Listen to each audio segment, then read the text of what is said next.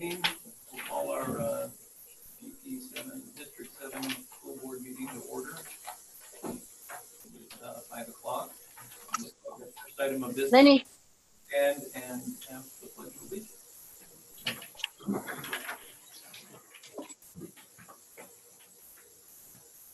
Ready, you can. I pledge allegiance to the flag of the United States of America and to the republic for which it stands, one nation, under God, indivisible, with liberty and justice for all. Scott, you forgot to do your little gavel There we go. Now it's No, I feel better. I feel better. Oh, my okay. first board meeting. Okay. Maybe a little rare.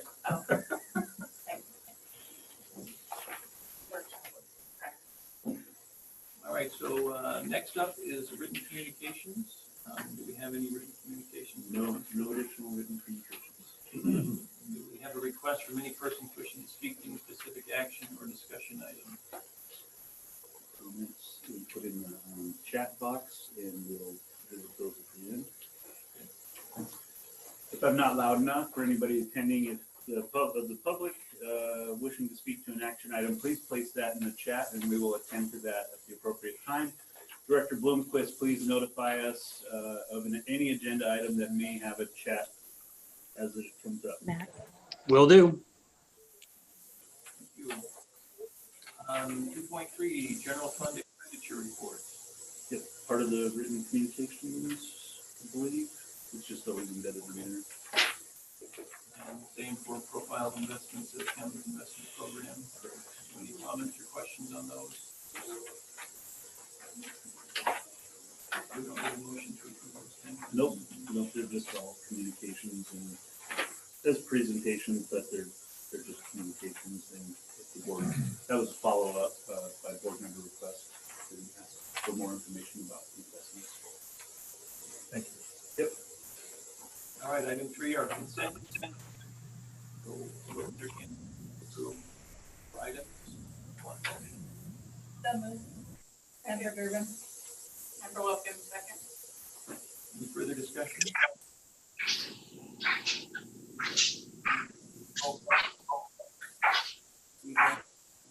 Member Wilkins? Yes. Member Richardson? Yes. Member Brownell? Yes. Member Nelson? Yes. Member Coleman? Yes.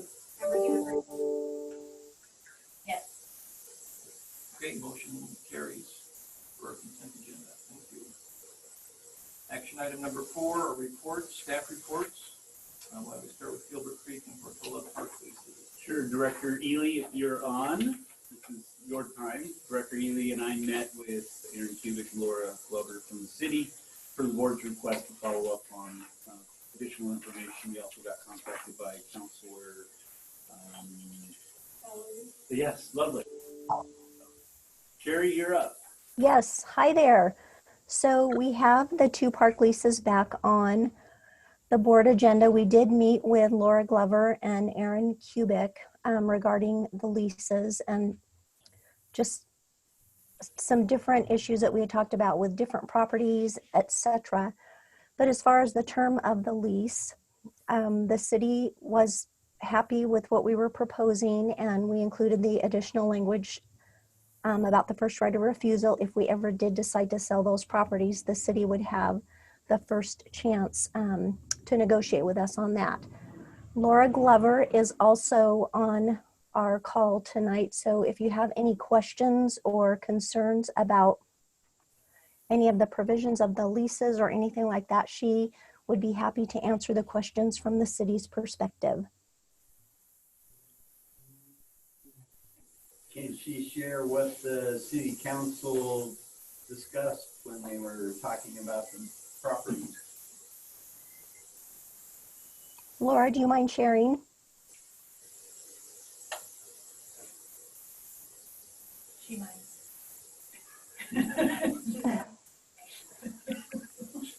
She possibly on mute? I Laura, think are she you is on maybe mute. Yep, she's still on mute. You know the answer from Clifford.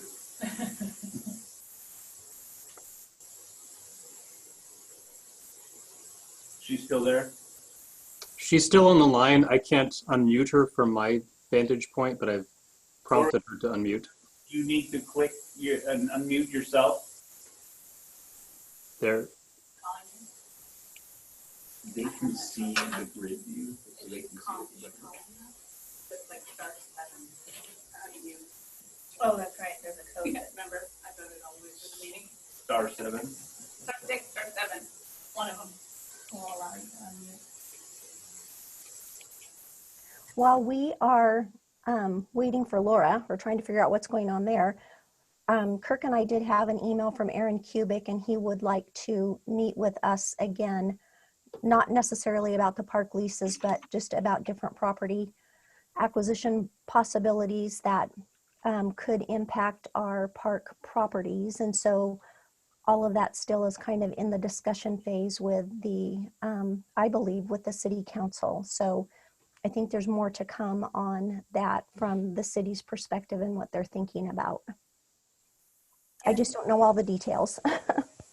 Gary, is there anything that we've ever talked about to do some sort of like credit or trade with the city on future improvements? I know with the bond we had to do, we put finances in for like hookup for Right. the property.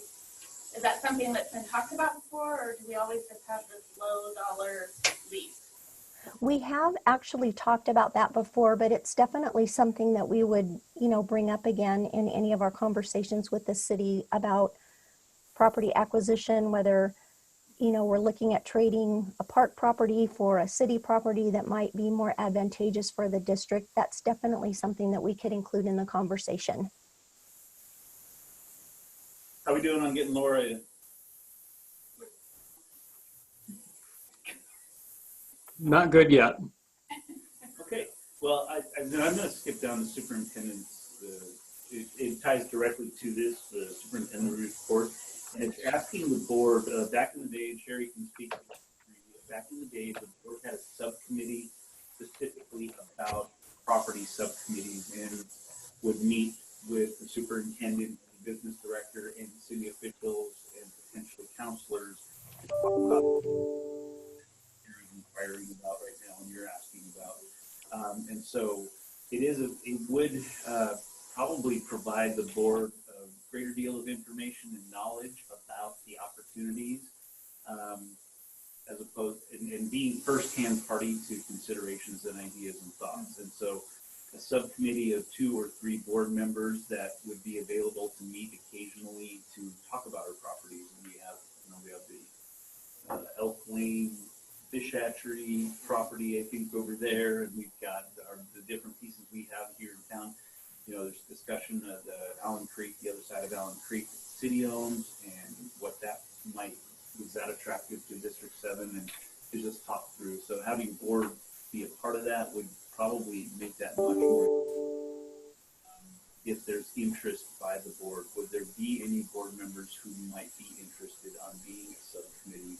It is my recommendation that we do that, and that committee is that's not a decision-making committee. It's an information piece that can bring back to the board and help make recommendations on these pieces. So, Sherry, you want to give a little history on that and why that served the district very well? As Kirk said, back in the day, we did have a property committee, and the thing that was so nice about that is we were able to bring together, 2 or 3 board members and talk about some of the issues concerning facilities, properties, just a variety of things. And it served to help us bring back the information to the board that would help the board make decisions about any facility or property issues that might be coming up, so that each time we got to a board meeting, we weren't kind of rehashing the same thing over and over again. We were able to deal with some really critical things within that property committee, and then those board members would come back and make a report to the rest of the board about what we had discussed, and then that would then inform action items that we would bring before the board. It would just give me some additional time to, if I needed to go out for quotes on anything or consider going out for bid for something, it the process just moved along a lot smoother, and the communication was, I felt like it was just so much better when we had the property committee.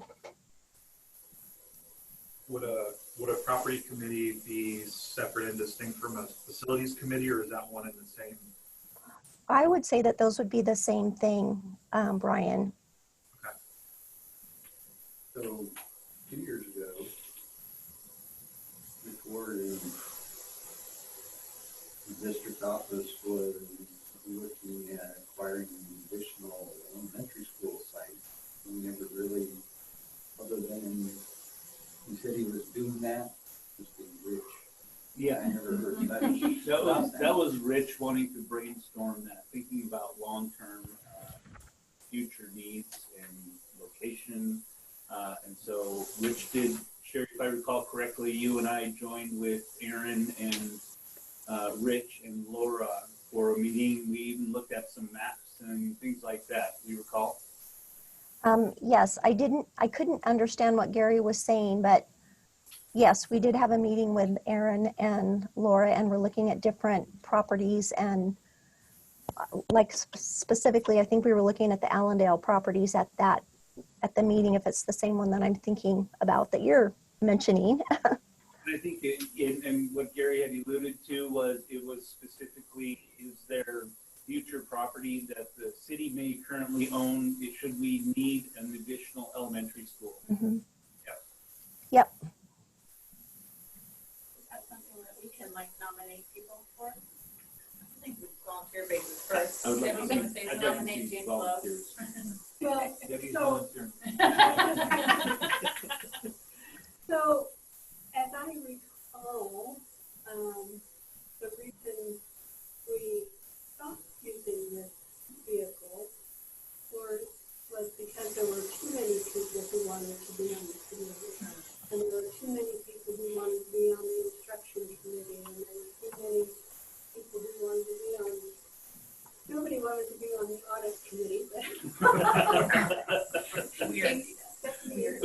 I don't even want to. She is the audit You don't committee. even want to. Well, then never mind. But that's kind of why that went away. Okay. Well, and so it's a good time to gauge the level of interest, and if just to see where board members are at. So I see Casey having some interest. Well, I Brian? think, yeah, I'd like to expand on Debbie's comments. I do remember this. We did run into some things where, you know, we had too many volunteers. But I think it was Rich Ford, in fact, that brought it up, well, why don't we just open it to all 7? And every one of those meetings available to all 7 or any of the 7. And it worked marvelously. And it also bailed us out when we were short on the audit committee. We still have at least 2 there. So it worked well. That's just the history. But we can't do that unless formally announced public board meetings to have all 7 board members, because there would be decision making at that point and consensus building by the board to make public decisions. And so opening it up to all 7 would require additional board meetings specifically for properties, and then it would be an open public meeting. That's the challenge with that poses for us. Well, we didn't worry about that. We live in a different time right now. For what it's worth. So we can only have 3. Yes, you can't have quorum. 3 board members. Yes. Yet we can have other districts. I don't think it's quite true you can't have a quorum. The law says you can't make decisions at those meetings. All decisions have to be done in of course, people are going to look unfavorably if you have a bunch of a meeting with all 7 members, and then you have a public meeting, and the only thing you do is show up and say, yep. Yes, that doesn't look good. But to meet the requirements of the law, it's still okay to have more than a quorum. Just can't do those things. Yeah. Which is make decisions and improve business law. We have 2 interested so far. Should we even have that issue? Anybody? I'm happy to join, but I don't want to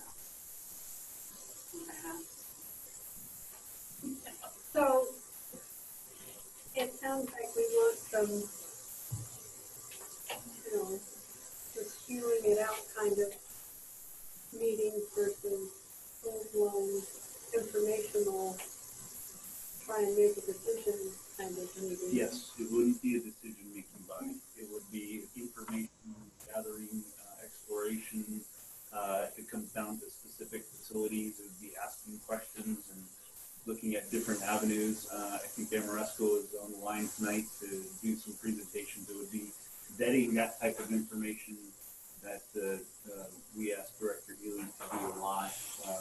So having board level involvement with that would be very helpful to the district in terms of being efficient about addressing facilities and properties. So, I appreciate the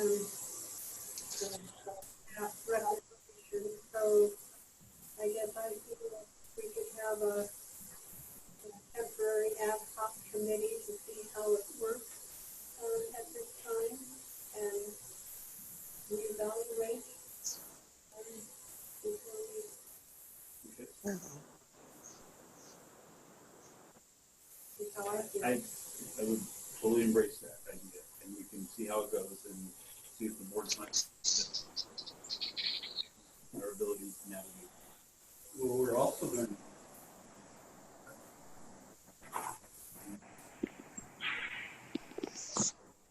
review of our long-term facilities and property stuff, which is somewhat new for us. So the work building up to that, having Right. board involvement would be very helpful. Yeah. Thank you. So at least right now, we have consensus that it's an acceptable motion for the board. We have at least 3 volunteers, Cassie, Casey, and Brian. Is there anyone else who would like to participate? That would put us at the 3. We could go to more, but I don't know that we want to push the limits of our. I think it's 2.5. I hear you. She's I don't want to take it away from anybody. Everybody's jumping for it right now. So. I'd be interested, but I also think Brian might have more reason to be interested than I do because of the fact that, well, we both work on some city committees for one thing, both Brian and I do. And we have that contact point where we can, ride both horses at once. And it really does work. It really helps out. So, I mean, that would be how I'd like to be involved. I think Brian might, maybe I would like to have Brian doing it if he's interested. Okay, Brian's interested. Of course, there could be potential conflict of interest to have somebody from the city side trying to represent the board interest, bring board this value.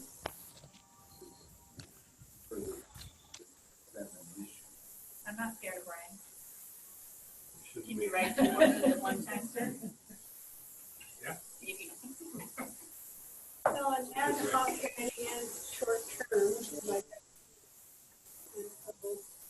We will give it a test run here with an upcoming meeting and a conversation with Laura and Aaron, and we'll report back to the board.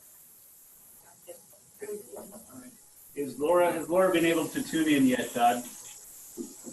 You know, she re-logged back in again. I think her mic was working for a little bit, but I think she may have thought you guys were beyond where she was, and she's logged off again. So I think she's gone. Well, good news. We have a group of board members and district administration who's going to meet directly with them now. So Sounds good. It is awfully hard to hear many of you, just so you know. So those that are participating online might have difficulty tracking the conversation. Gary, can we get new microphones? You're whispering on purpose now? Yeah, I'm here. She can't hear you. Oh, is that our hearing? yeah. Ironically enough, we recently replaced these microphones. Is that correct, Todd? Yep, they've all been recalibrated and are working really well. If you just maybe look up a little bit when you talk, it might be a little bit better. Okay. All right. Are we still discussing the park leases? Is that still? We're still on that. It must be next meeting.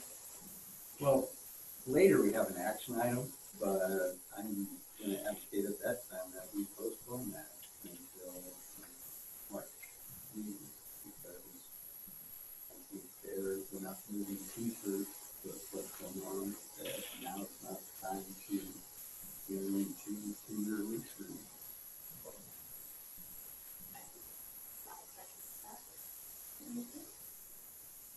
When we get to the action item later, probably. Yeah, we'll get to the action item, then Director Ely and I can attempt to address your concerns, and it's on the agenda because it is our recommendation to proceed to do this.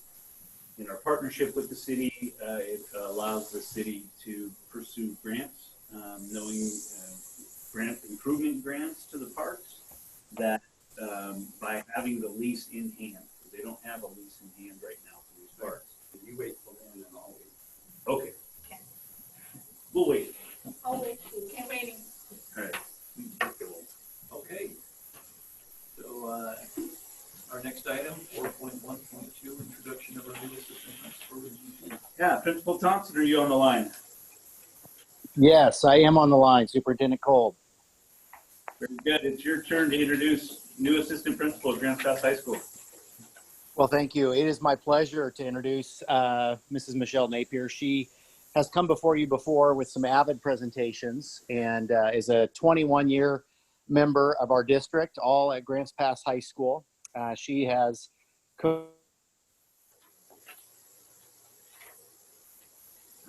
Your voice bumped out, Ryan. You should let Jason know he's on. There's a lot more people on there.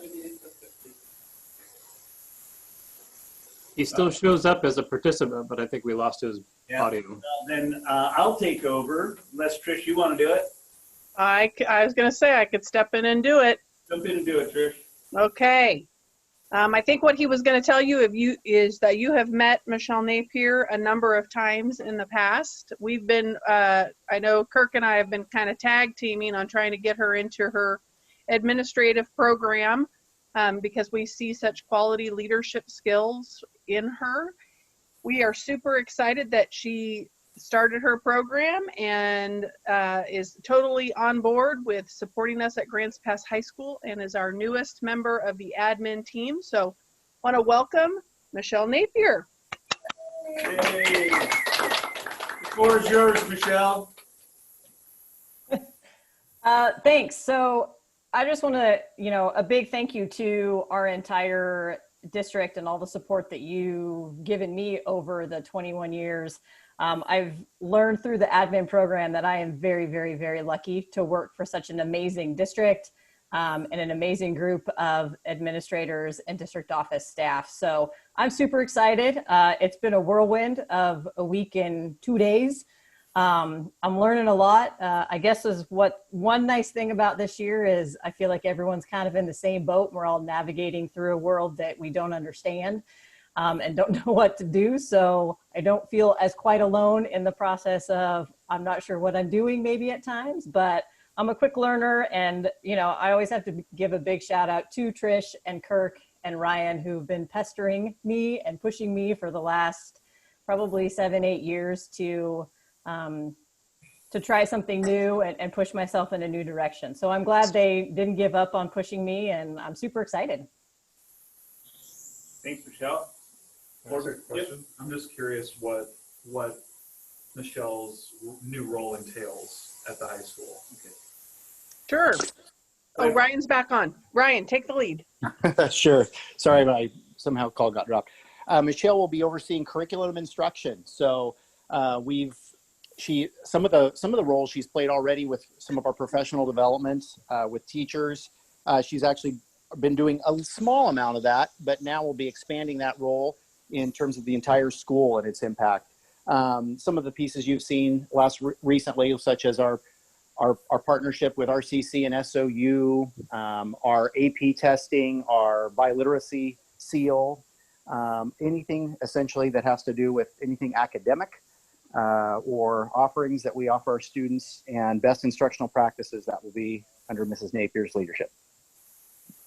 Great. Thank you, Ryan. Congratulations.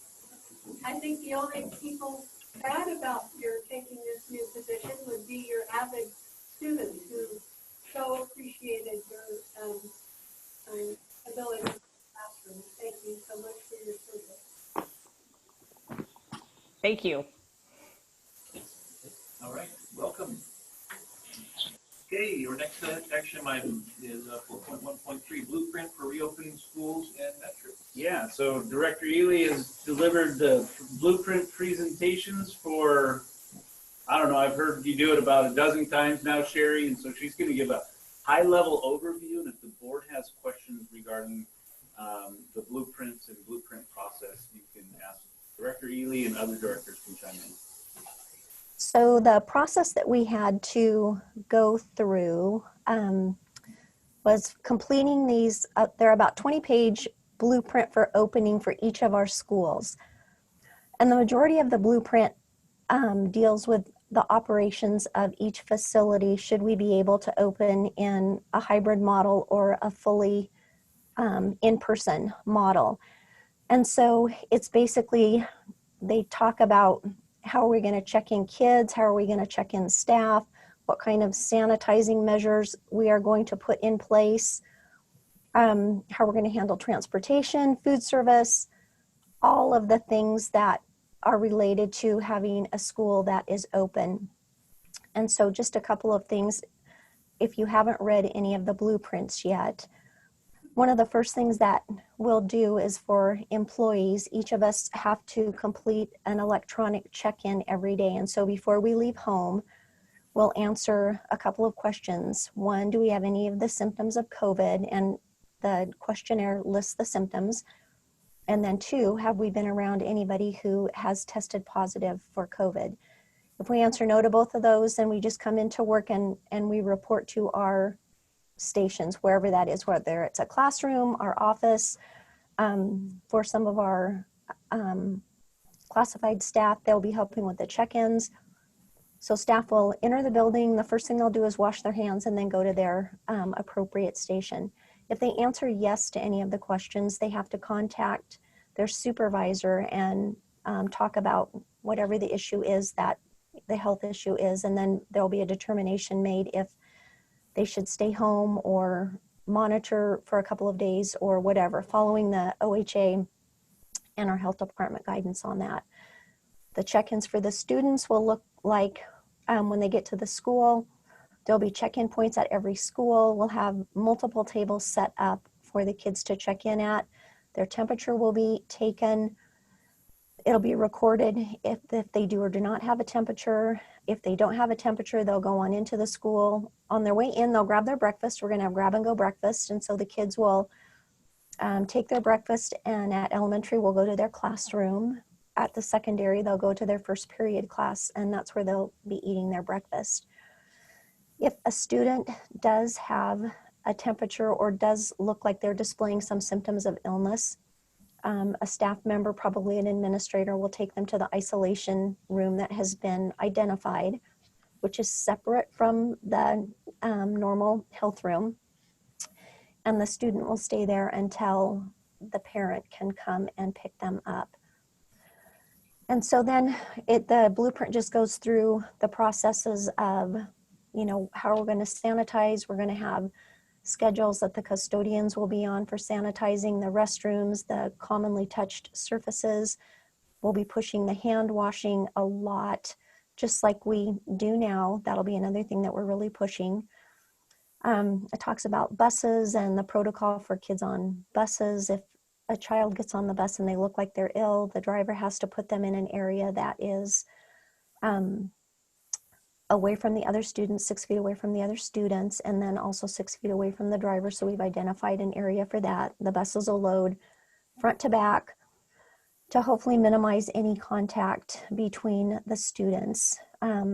We have to indicate in the blueprint who our contacts are with the health department, what we would do if someone tests positive in the school environment, how we would handle that, how we would communicate.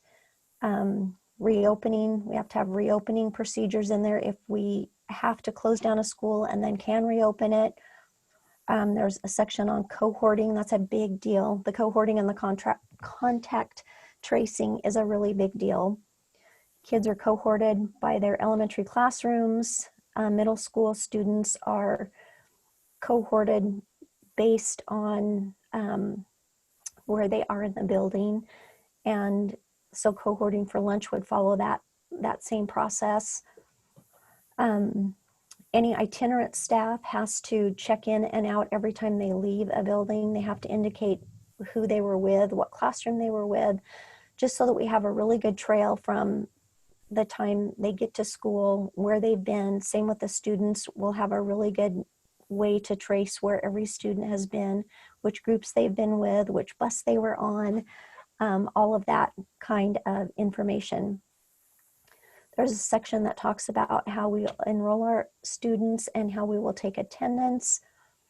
And I know I'm kind of skipping around. There's a section on technology that talks about how we're going to provide Chromebooks for all of the kids, and it shows how we did the Chromebook check-in, check-out process. Todd included a nice little diagram for that. And then it goes into school-specific functions, which you guys already know, sports and everything like that is canceled. And so it reiterates that.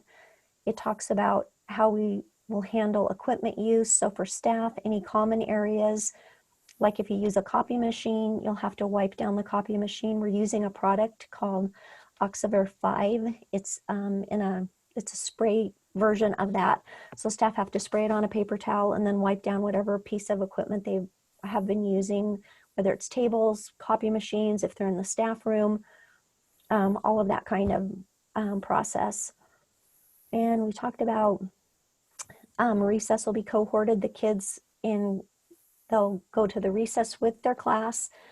Each class will have their own tub of playground equipment that they'll take out with them and they'll bring back in, and it'll be sanitized each day.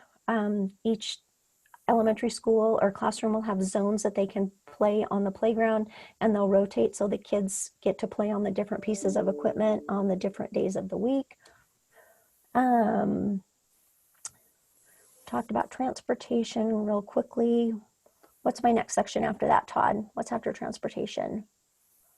Cleaning and disinfecting, we talked about that with the custodial staff. And then I think the last section is just what we would do if there was an outbreak. And so if someone does test positive for COVID, the first thing that we'll do is let the health department know, and then that will start the contact tracing process for them, depending on the circumstances, and each circumstance could be different.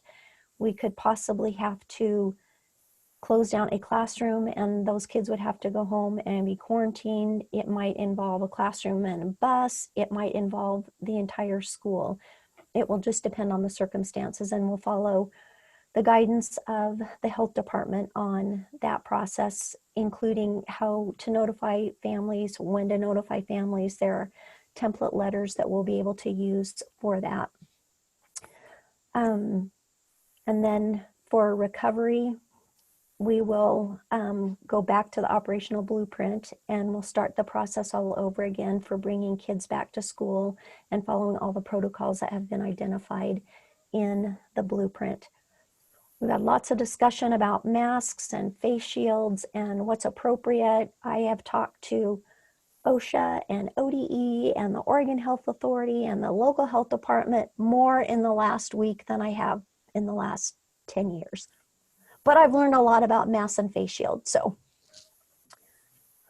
anything I am missing out from the rest of the group? Do you guys want to pitch in anything? I'll just add the process for blueprints and approval. We're required to basically have them posted to our website and uploaded that website to ODE. The health authority needs to review them, and they've given us a letter stating they've been submitted, and that's the extent of what we need to do now. And then it's just continue to work with the local health authority. So it's present to the local health authority, present to the board, post on our website, and submit to ODE. So this is, it doesn't require approval at any of those levels. It requires just submitting them. And so this is a formality to make sure you're aware. Be available if the board has questions about the blueprint, protocols, any of that stuff. After hearing what you said today, change the second? No, it does not change our protocols to bringing kids back. We're still there. No, the stuff we heard today, we need to digest a little bit more and what that might look like.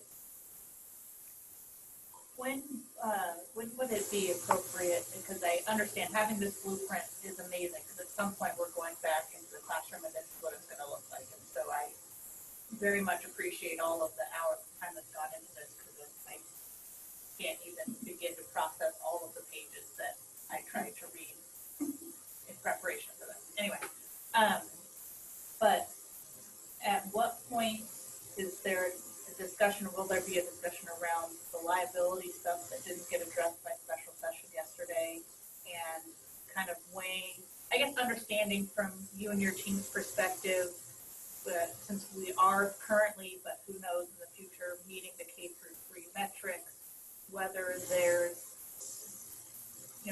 not that you want to compare yourself to other districts, but understanding the why we're choosing to go forward with the plan that we currently have in place, and understanding kind of those trade-offs and what the conclusion was. So per our meeting today, more to come on that specific.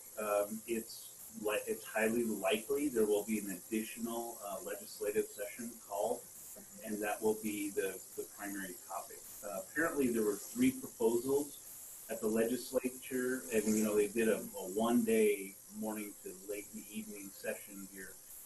There were 3 proposals on the table, and they were conflicting enough they felt like they couldn't get there, so I believe they're going back to the drawing board on it, and they're hopefully going to address that in an additional session that will happen before school. Depending on the guidance from OSBA and PACE, going forward, they are in the wings on this as well. We are poised to just go 100% remote learning and not bring people back. So we're poised to move, be nimble right now. Yeah. Nimble is the big word. So we're poised to do that, barring new information. I think that's my only kind of concern a little bit, because I know we've talked about it this whole time, but I guess I'm talking more from the perspective of a parent who's been to town halls and is getting communication and not, you don't want to prematurely send out the wrong message, but you also want to communicate often, even as things are changing. So it's that balance that you're trying to weigh against, and understanding that if this doesn't get addressed, that's a major issue for school districts across the entire state.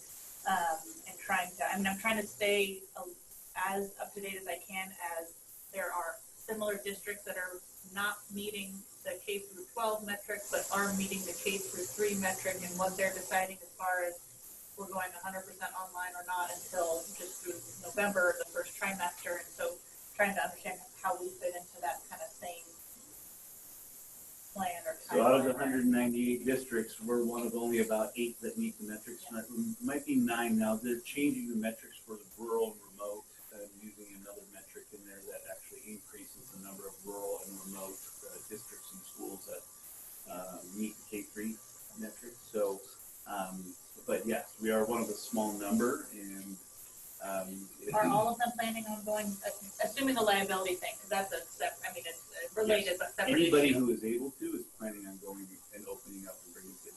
Okay. Has there been any issues with staff regarding the inequities with K through 3 teachers going back and the others not? We have negotiations as an executive session discussion. Yeah. Today. Okay. Yep. We'll talk about that a little bit. And the guidance, the testing, does the state tell you what test to use? What test? The COVID the test? CDC test, we use some state of Oregon test. Our local health authority and local physicians. I can answer that. I was going to say, thank God for Scott. Let's ask the doctor. I use whatever test is available. So there's a shortage of, currently there's 4 different tests that we use. And the reagents to run those tests is always in short supply. So these they are always scrambling to get reagents so that they can run hour-long test, there's a test that takes 2 days. I mean, so the counties and everybody. Are they all equally effective? Yes, they are. I mean, they have the same sensitivity and specificity is close on all of them. No, but it's all covered by the government, so yes, it's free. So all insurances are covering COVID, part of the government's position in healthcare. So when we test people for COVID, that does not get billed for them. Part of that. So we don't have extra liability because somebody uses one type of test and didn't test positive, but they actually had it versus. Well, those are issues that are outside of our control. Those are the testing issues that are. I have another question that's related to this, but not maybe totally directly, but it's around how Dr. Bloomquist was talking about internet access for students that may not have it at home, and other ways that we can help support families during this time. Sure. So I would say one of the nice things about the new guidance today, it said limited in-person instruction. So included in that group was those who have limited access or no access to internet connectivity. And so we would be able to bring those students in, transport them even, to have the access necessary. So if we're in a CDL, comprehensive distance learning model, we have now an ability with this new guidance. We were all excited about the flexibility it gives us to address the inequities. So excited about that for sure. And then it's, various, whether it's students on IEPs, limited English proficient, students who need additional resources, we now have a capacity and a flexibility to address those to a greater extent. So just to be clear, just so I'm understanding it, that's not just K through 3, that's K through 12. That's K through 12. And under those circumstances, they can come to school sites. Correct. Okay. Correct. We would have to declare that, and all the things Sherry talked about, tracing and sanitizing, all of those would have to be in place to do that. The other thing is the ESD, all the ESDs are in communication with the state and trying to secure contract with, I think it's Verizon, Todd, correct me if I'm wrong, for $10 a month hotspots. Yep, that's correct. So $10 a month hotspots, which is cheap. Right now we wanted them, they're $40 a month per person, for the duration. So there's another piece that's being worked on. There was an additional meeting this afternoon we didn't attend to, but it was on that very topic to ensure we are creating accessibility. And are there guidelines from the state surrounding what students would qualify to come to school facilities under those circumstances? They're very vague, and so we would have a lot of discretion to make that determination. If they can't access what they need to remotely, you essentially qualify. One example is, CTE and testing, and I need to do some welding testing. I can't do that from home. I don't have a welder, so you can schedule kids to come in and do those assessments. That was one of the areas they emphasized as well. So it gives us, there's some real latitude in what they provide. It's up to the district to kind of outline. Yep. Okay. Yep. We have a lot of discretion in that. Yep. The cell tower next to your house keeps getting knocked over, so your kid can go to school. We're gonna watch it. It wasn't me, Gary. I reset the Wi-Fi router, I called, they reset, still nothing. Okay, thank you for those reports. Our next item is our final strategic plan. Yeah, just told the board I'd bring back with some amended language, and it's in your packet. You can see the highlighted. You can't really see it very well because it's in black and white. Under the third pillar, and the top was changed to our beliefs. Under the third pillar, incorporating post-secondary plans for all students. Under the fourth pillar, building organizational capacity. So I just wanted to bring that back to the board. show the incorporation of what I believe we heard at the last meeting. Surprised there's not more references to ships in the heading. I was expecting some nautical terms maybe, I don't know. Actually, I thought the fourth pillar should have went, walked over on the side, the other three should have been on top. Stop it. Thank you, Casey. Moving on.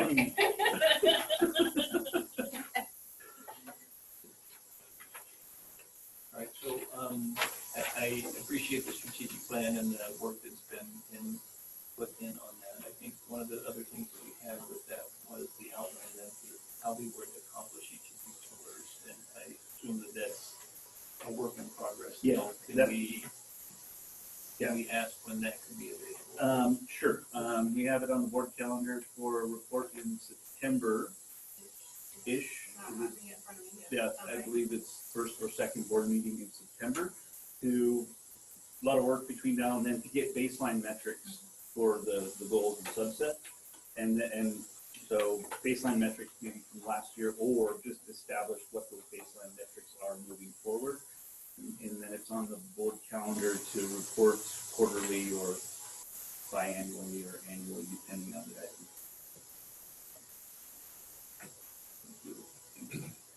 All right, our next item then, our next report is long-range facility planning and facility assessment reports. Director Ely, you're on again. All righty. So included in your packet for your reading pleasure is the long... Hard copies. We offered hard copies if they requested, and a couple board members have. Okay, good. You have the long-range facility plan and the facility assessment reports. And so the long-range facility plan, you'll see some similarities in both of the documents. The long-range facility plan goes through a lot of things. It has our district map. It has projections of enrollment. It has just thinking about what we're going to need to do with our schools as we look down the road. The facility assessment report, that's actually my favorite one because it has pictures of each of the buildings and all of the maps. It's got the overview, the aerial maps. It's got the footprint of each facility, and it talks about the condition of each facility based on the review by multiple architectural and engineering firms, as well as using the metrics that ODE provided for assessing facilities. So what I would really appreciate, if you guys don't mind, is if you would take the reports and actually, read through them, make sure that you guys are good with what you're seeing in there, that it's consistent with kind of what your vision for long-range planning is. And if there are any modifications that you want, especially to that long-range facility plan, that you would let me know about that, and I can have Soderstrom make any adjustments that you feel are necessary. I think all in all, they've done a great job with the reports. James has done a ton of work with Soderstrom, with ZCS, with everybody who has informed each of these reports. So if you guys could give us some feedback over the next couple of weeks, that would be super. And then we can go final with these, and then I have to file a copy with ODE, and then we can get reimbursement from our grant that we have through them to pay Soderstrom and the other organizations for the work that they did on these reports for us. Any questions? And if you do have questions, please speak loud because I am having a really hard time hearing you guys.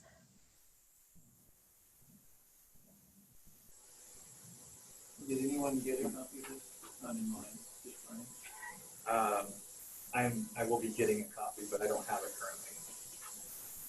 They're available online if you want to look at them that way. If you want a hard copy, Levi sent out an email saying, because they're literally each of you would have a stack of paper in front of you. Just 240. Yeah, it's big. So I have to send it to I waited for the bar was partly down on this side, and then I started going fast. I woke up in the morning, I was off. So, Jerry, the one thing that panicked me when I was reading that was the historic. As soon as our building's over 50 years, some crazy person might decide it needs to be preserved. Are we any danger of that? So there is one correction that needs to be made. We have to, when we do the seismic projects, which we've done now on all of our older buildings, we have to go through the process of having the building declared either a historic location or not. And so all of the facilities do not qualify as a historic site because they've had some type of work done on them in the past. So that takes away that element of them being considered on the historic register, except for one. North Middle School has had no additions or anything, and so that facility actually is now going to be on the National Historic Register. And so any work that we have done there will have to go through that process of review by the organization that reviews your plans when you want to make any kind of adjustments to a facility that has been designated as a National Historic Facility, which I know, looking at North, you're like, why did they do that? But they did, so. What year did it become historic? I'm sorry, what? What year did it become historic? I think it's once it hits 50 years. So I believe that would be about 2017 because it was built in 67. Yep, that would be right. So we didn't just miss it with, like if the bond had passed and we had just started right away, we would have still been in the 50 years. Yeah. James is still looking for some paperwork for some work that he did on North. If he finds that. In 1998. You celebrated a little early, Gary. More. Thank you, Sherry. Yep, thank you guys. All right, any other questions on that report? Okay. Next up is our LED lighting and HVAC updates. That's the Sherry Ely show tonight. So Sherry, why don't you take it away? Alrighty, so we have Amoresco on the meeting tonight. So Jerry Glenn and Jason Carver are with us, and James and I have been doing a lot of work with them assessing our LED light replacement, and then we also asked them to look at HVAC replacements for each of our older facilities, so the 3 elementaries and the 2 middle schools. So Jason is going to go through a presentation with you guys showing you what the cost of the LED light replacement would be and show you kind of the payback and the district out of pocket for that. And then he'll show you the cost and the work that we've done on the HVAC replacements. And I'll warn you a little bit up front. You're gonna have a little bit of sticker shock when you see what the HVAC replacements are. But so keep it in perspective. So Jason, I'd like to turn it over to you now. Sure. And so I'm Jason Carver with Amoresco, project lead developer for Oregon. And Jerry, I was hoping you would maybe just do a quick recap of who we are and where we're at, maybe 2 minutes, just because I'm not sure everybody has heard exactly what we're doing, and then I'll go right into the presentation. Sure. And am I on? Was Todd able to access my audio? Yes. Okay. You're all good. Thank you very much for having us. And it's certainly been a pleasure to work with Sherry and James and all of Southern Oregon. I've worked with multiple districts down there. We're at Phoenix Talent right now doing the solar for their new high school, working with Ashland and also the city of Medford and Central Point, which has their vote later tonight on their board meeting. We are a national company but with a local presence. So Jason and his whole operations team, our installation, so all our general contracting and our engineers are all right here in Oregon and all local to the area. We also use all and try to the best of our ability with local contracting. So your mechanical, electrical, plumbing, we do try and keep the local business in the community. And we are a company, an ESCO company. It's an energy savings company with a lot of acronyms.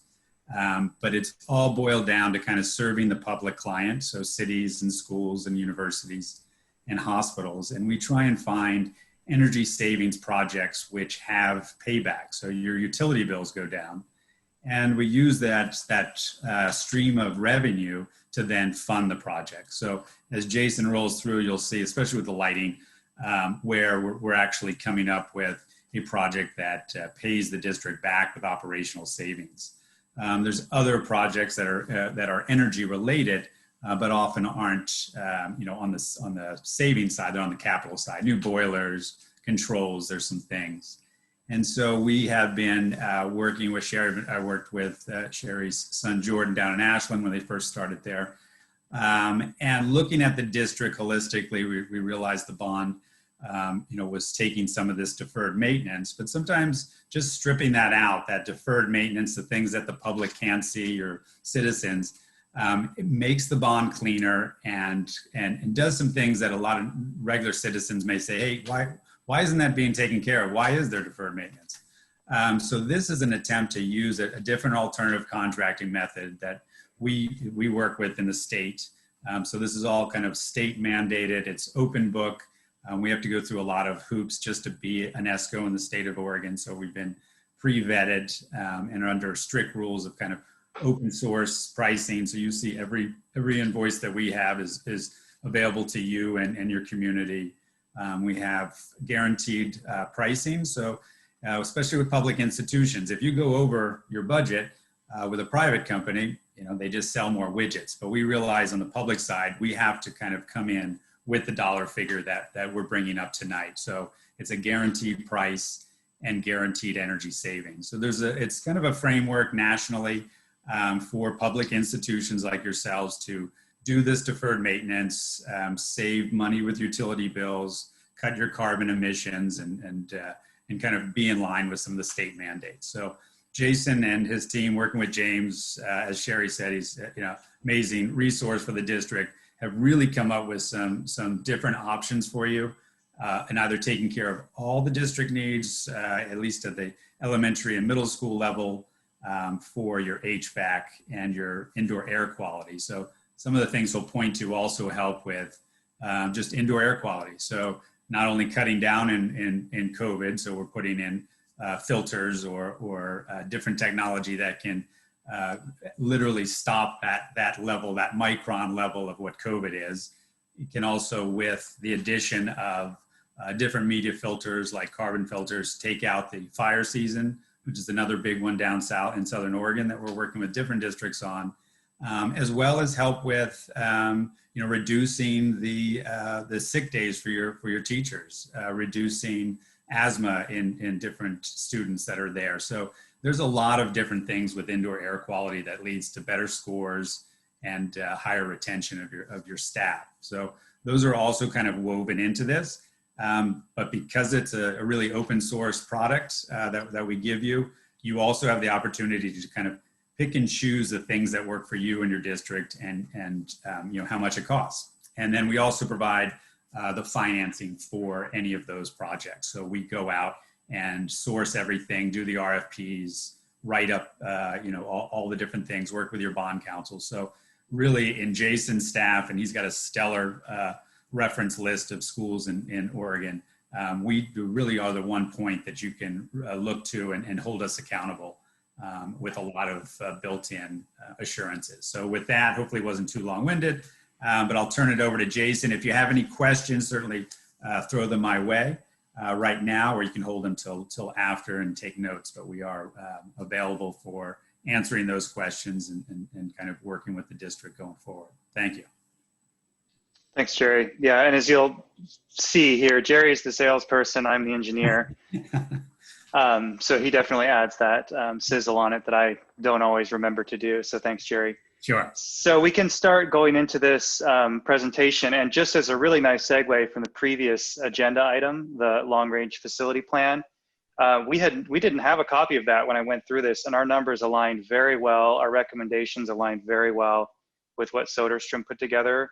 So it was just a nice thing to see that not only have we come to some general understanding with James and Sherry, but also another outside entity that we've worked with at other school districts like Bethel School District is seeing eye to eye with us in a lot of this too. So I'm going to jump right into it. We're going to start with the lighting improvements. This is the project that Jerry said is cash flow positive, as we call it. It pays for itself. So essentially, if you took out a loan for this, you would have more money in your pocket the day you did that and forward for the next 15 years. If it was a 15-year loan, than you would have if you didn't do it. And you also get new LED lighting. So this is the one we would call kind of the no-brainer part of it. We're a little reluctant sometimes just to present the lighting only project because it is so good that once you've done it, it makes it more difficult to go out and do things like HVAC, the capital, the expensive things like that. So we always recommend bundling it with something else. I'll show you some of those other options that Sherry mentioned going forward. But first we'll jump up into the lighting. So what this is upgrading or retrofitting the existing lighting systems at all of the school district's facilities to LED lighting. What this does is it cuts your energy bill for lighting by about 50%, and it reduces James's maintenance time by about 80 to 90%. You don't need to continually change LED lighting. It has a life of about 100,000 hours. So in a school, that's, well, it's a long time, 15, 20 years or so. Well beyond the loan term of 15 years that we're looking at in this case. So all in, it's about $1.7 million of improvements at those sites. The Energy Trust and the SB 1149 fund have about $1.3 million available for that. And annual savings for maintenance and energy is about $102,000. So for the net cost to the district, with that $102,000 a year return, you essentially have an average of $81,000 a year positive. So essentially, you gain a teacher and you gain lighting by doing this. I don't need to talk about this too much. Most districts are pretty keen on this piece. And I will note there is some urgency. We're not trying to urgency sell you here, but the Energy Trust is giving a very generous bonus for any projects that are complete by December 1st. So this one is very time sensitive. When we get to the end of the meeting, one of our asks is that we are able to move forward with a contract on lighting at the very least in order to meet that deadline. Any questions on lighting? Yeah. Do you know off the top of your head, or do you have the numbers there for what portion of that Energy Trust incentive is bonus and what portion is normal? It's about, yeah, ballpark. We didn't calculate it both ways. It's a very extensive form to complete that we've already done on some of these. So it's about twice as much as normal. So let me pull up my sheet here. I think that the Energy Trust portion of this is 260,000 or so. So the part that you'd be missing out on by deferring is about 125, 130,000. Okay. And then I'm just curious, did you guys actually, or did somebody go on site and do lighting audits, or is this all, was this all done remotely? This was done on site. We worked with a partner of ours, Luminol Lighting, who visited every single light fixture. We have a spreadsheet with every single light on it and a recommended replacement. And we've been through that with James, and we've also consulted with one of the trusted electrician companies with the district, ER Electric. Okay, I just have one more. Yeah. Is there any lighting controls in these projects, or is there any multi-level, bi-level lighting schemes on that?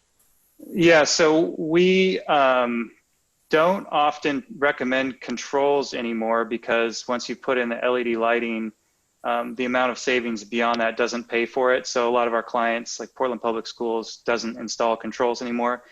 It's definitely an option. It's not a major cost adder, and it is covered a fair amount by incentives. So like Jerry said, we're fairly flexible in this. The framework wouldn't change that much if we added controls.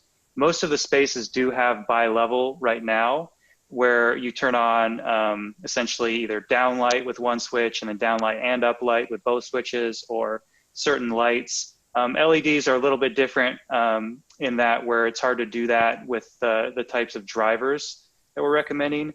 But we found that what we can do and what most people appreciate is you split the room in two and you have essentially the audio-visual side on one circuit and the rear of the room on the other circuit. That way during presentation mode, you can have that circuit on or off. Okay, I actually do have one more question. Does this address all of the exterior lighting as well? And also with that, the same question, is there, would there be bi-level for the exterior lighting? So this does address the exterior. By bi-level, do you mean like a dimming in the heart of the night? So you're not spending as much energy at night? Right. It's not currently included in this, but there are products out there that aren't significantly more expensive that could be incorporated. Okay.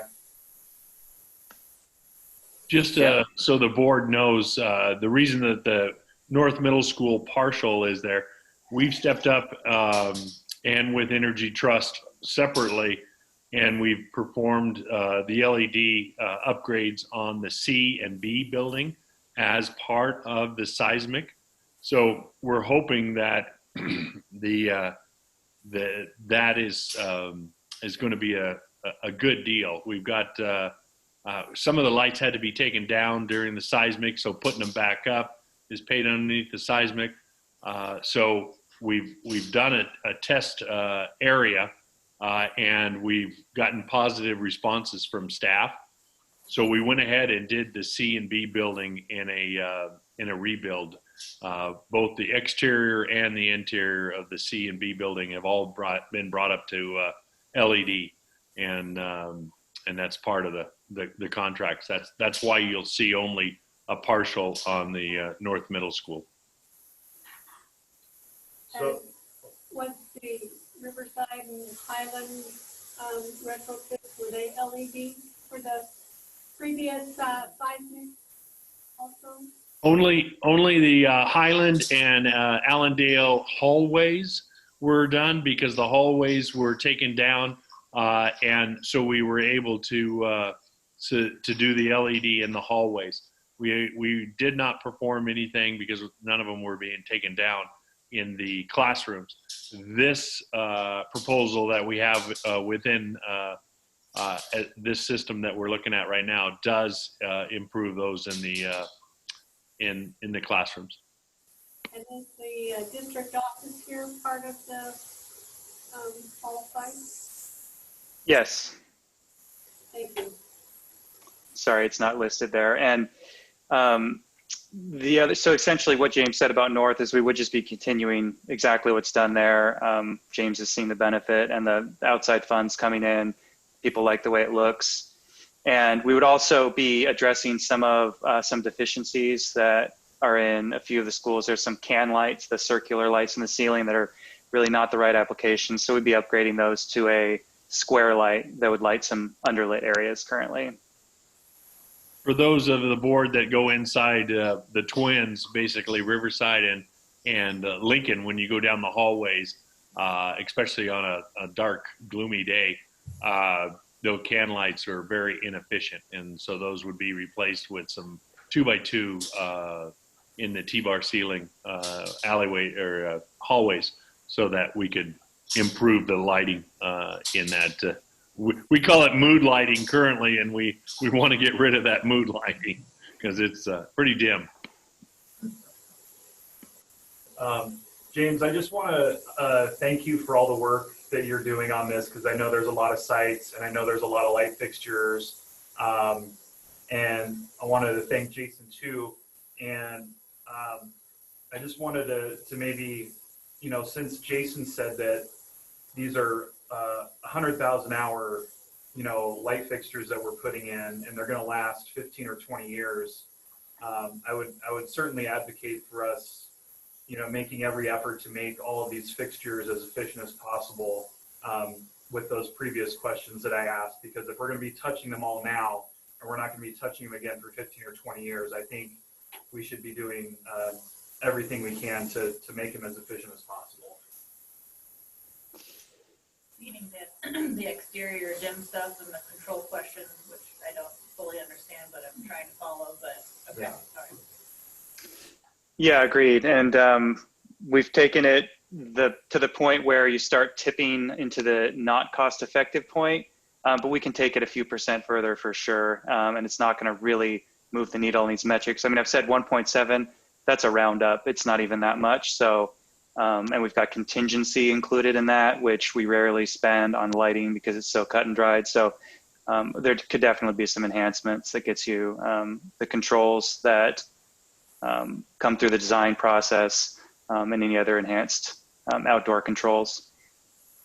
So I guess actually I'd have some concern about doing the extra controls.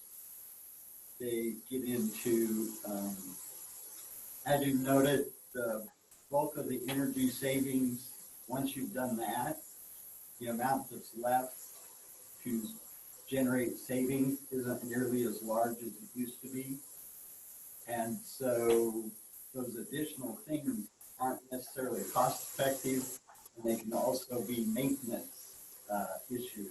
So I would be concerned about chasing the last little piece of trying to be energy efficient, especially if you're not calculating it correctly. Yeah, that's a good point. So what we can do is just present with the incremental cost and savings. But like I said, it's not going to really move the needle on these overall numbers very much. But even during the design process, we can present the incremental of doing different things, and take it or leave it is fine. Yeah, I agree. I agree with you, Gary. We've all had issues with lighting controls, you know, at one point or another.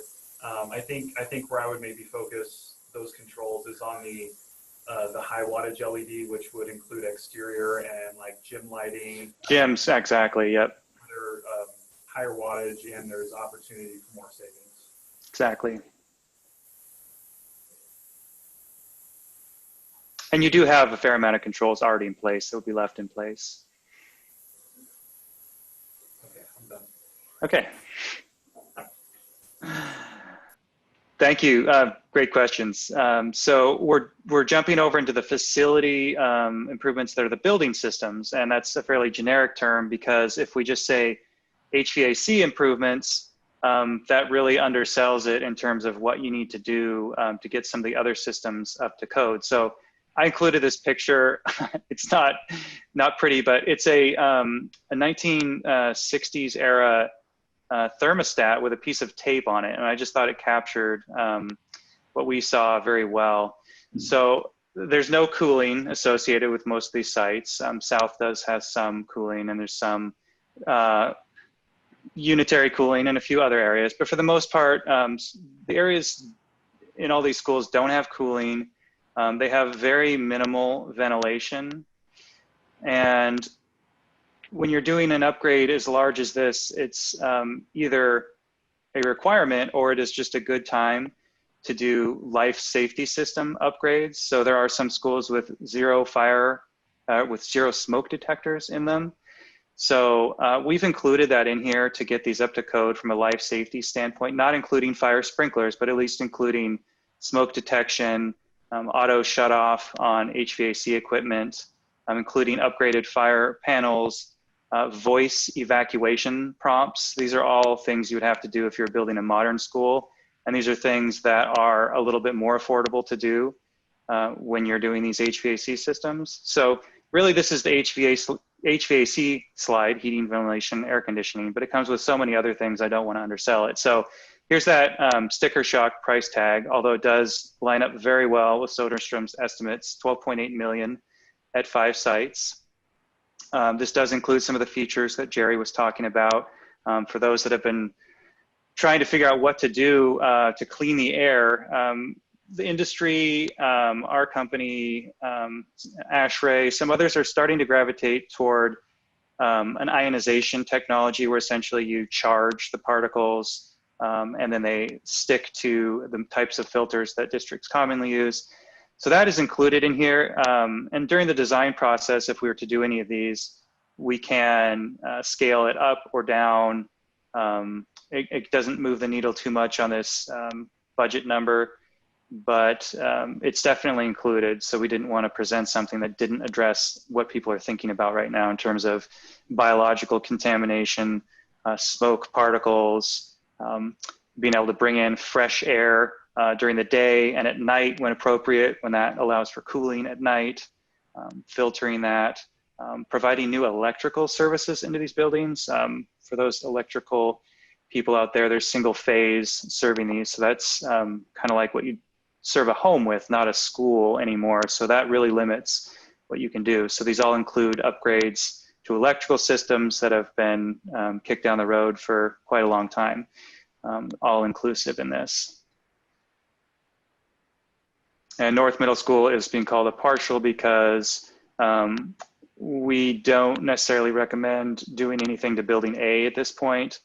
I think there's bigger fish to fry there, so that's left out for the time being. And the building A does currently have the chiller. It works sometimes. It's like having a brand new motor, but yet you still have the old transmission. So we keep pushing it in the A building, so that, like he says, the North Middle School partial is for the B and C wing that is currently being seismically improved. So that's just the opposite of the lighting. So anyway, that's where we're at. So if we did these improvements, would every employee or student in District 7 be in a room where the temperature would be controlled between 65 and 75 degrees? This would take care of that in those 5 schools. Okay, so I guess the remainder part of the question goes to Sherry. Are the schools that aren't listed here, do we already have those systems in place? Yes. Parkside, Redwood, Lincoln, and Grants Pass High School all have more modern HVAC systems. That's not to say that they're not, you know, kind of getting older themselves, because Redwood and Lincoln were built back in 1989, 1990. And so, you know, you're going to have to look at upgrading those at some point. Right, but if we were to do this, the expectation for an employee would be that they would go to their room and they're not going to see 90 degrees. Yes. With the exception of the gymnasiums, just so we're on all across the board, the gymnasiums at Redwood, Lincoln, Parkside does have AC, but and even Grants Pass High School does not have AC in the gym. But just so that we know that those large facilities, for the most part, usually they're outside, you know, during those time frames. But we do not have air conditioning in those gymnasiums, for the record. Thank you. How about Gladiola? You asked about Gladiola. Yeah, Gladiola does have it just like our new modulars that we're putting at South. They do have air conditioning in all of those facilities. Thank you. And our budget here does include heating, ventilation, and air conditioning at the gyms of these 5 facilities. Are there any cost ongoing savings or whatever? I don't see a column for that. I didn't include savings because the addition of air conditioning is at a cost. So the way I'm looking at it right now is it's essentially a wash. So we would add a lot of energy savings features. You would have controllability that would set the schools back in temperature at night during periods where there's nobody in them, holidays. We would bring in cool air at night to pre-cool the rooms, to limit the air conditioning.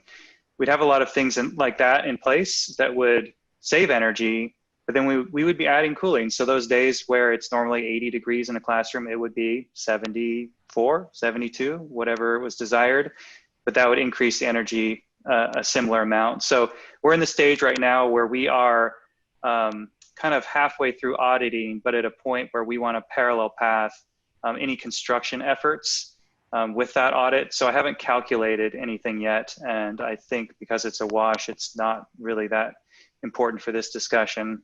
But we want to get this in front of you as soon as possible to get to a decision point as soon as possible in order to set us up for construction next summer.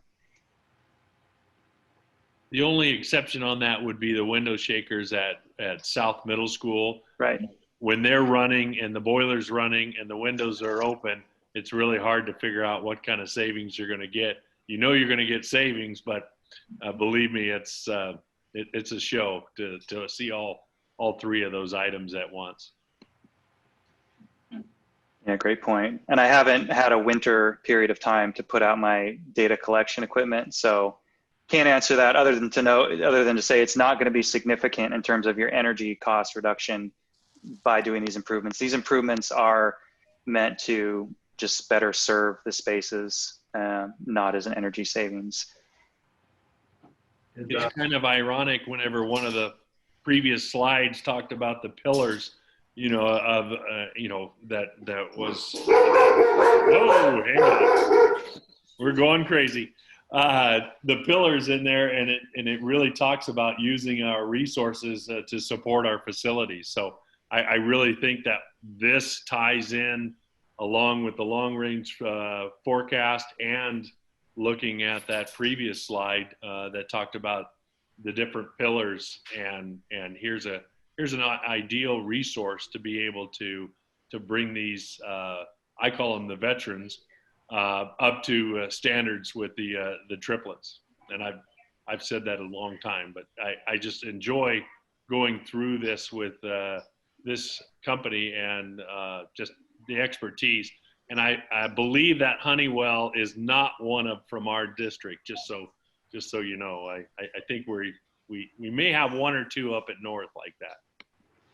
I think it's from North. might not even be in use. It might be one of those ones you put in just so people think their temperature is being controlled. I do that now. I plead the fifth.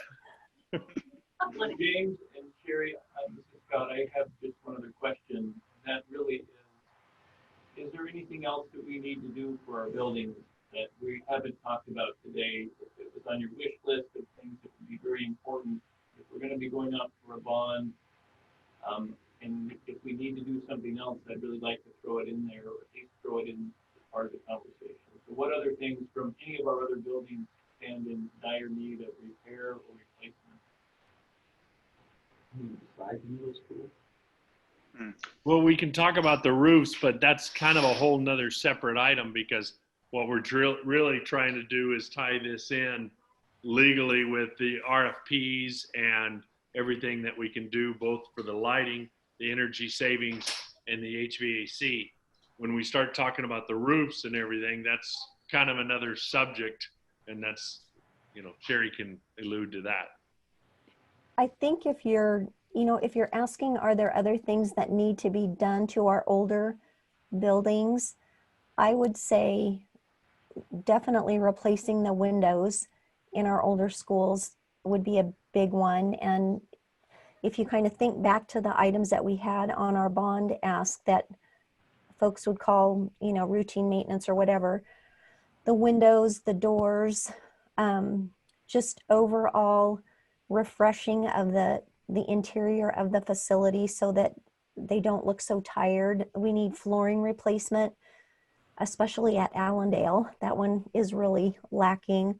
But if you even look at the high school, which is really our newest school, all of the carpet needs to be replaced or swapped out to polished concrete or something. So yes, there are definitely other things that to give our buildings additional life that we would need to consider outside of the HVAC and electrical upgrades that Jason is talking about here. Well, to piggyback off that a little bit, since you brought up roof, is there an order of operations for if you replace HVAC now and roofs later? Is the roof replacement going to be something that impacts what the work we're talking about doing right now? Is there any sense of roofs needing to happen at the same time or prior to that? Just, I don't understand really how HVAC systems work, but that would be one of my questions that I'd be curious to know more about. Jason, did you have the roofs in this one, or I couldn't remember because Yeah. we did have a conversation with Lawless, mainly concerning our older ones. You know, when you punch a hole through the roof, and I'll just use that as a term to put on a gas pack and a AC, you really have to watch, you know, the roof penetrations and everything like that. My first, you know, instinct is, you know, Redwood and Lincoln, and that's not even on this list. But Jason, where did we stand on the roofing issue? So I included all of the roofing we would need to accomplish this in this number, in this scope. And that is just to flash in to make the new equipment that goes on watertight. And since we're talking about quite a few areas, it may or may not make sense to do a layer of roof refurbishment at the same time. It's not a big deal to do it at the same time. So essentially our project would be standalone, and it would just leave the roof in exactly the condition that it's in now, other than where we flash it in. We might have to cut larger holes in order to structurally brace something. We re-roof that. So you'd essentially have a roof that was a bit like a quilt, and then you could just do the parts that weren't done later. So on the next slide, I've included the cost to refurbish and put another roof layer on 3 of the roofs that are in the most dire need, but it's not critical. It will be critical in about 10 years or sometime in between, but not critical for what we're talking about today. So Todd, if you want to go to the next slide here, it is just about the roofing. Your roofs aren't terrible. I've seen far worse, but you know, these are the 3 roofs to be thinking about. And if it made sense to do it at the same time as we're putting equipment on the roof, it's $1 million to do those 3. One comment too on the roofs. So the study that you're seeing here deals with our older schools, which needed the HVAC upgrades, right? Because these are all boiler systems. And so we're looking at what we can do to improve the air quality and the electrical service at these buildings. But Redwood and Lincoln, I don't want us to forget that those both need to have their roofs replaced. And so, you know, to your question, Casey, of, you know, prioritization, those roofs needing replaced are probably on the same level of prioritization as improving the air quality at these older buildings too. And so that starts getting us into a bigger discussion though about overall facilities. And this, we were really trying to look at initially this started with LED light replacement, and then knowing that sometimes you can combine an LED light replacement, which gets you a great payback, and you can partner that with a boiler replacement, and you can kind of come out pretty even. In our situation, we need a lot of work done on the HVAC side of the world. And so it doesn't pencil out to where you combine the 2 and you see enough savings from the LED that you can potentially pay for a new HVAC system. And so when we start talking about roofs and everything else, we're kind of starting to go down another path. Well, it sounds like for Lincoln and Redwood specifically, if we start to talk about roofs at some point, we should also potentially be talking about replacing their HVACs as well, since they're however old now. Well, and I would say their HVAC systems are going to last longer than their roofs. If we're looking at what needs to be done, their roofs definitely would need to be replaced sooner rather than later. Thank you. Jason, I have a question on the HVAC. Yeah. Do these systems give staff room level control, or is this like, is there like zones, or how is that going to be laid out? Yes, it would be down to the room. There's a lot of fancy things you can do to upgrade a school. Variable refrigerant flow. You can put in heat pump, ground source. We went with a simple, tried and true option where each room has its own air conditioning unit, basically, and there's a thermostat in that room. With that thermostat, that's up to James and his sure he tap dances around relationships with staff in terms of how they control the heating and cooling in those rooms, but you can either give full control to the occupants, you can have limited control where they can dial it up, 2 degrees or down 2 degrees, or you can completely lock it out and just have, this is, our standard for the district. We cool to 74 in the summer, we heat to 68 in the winter, and that's that.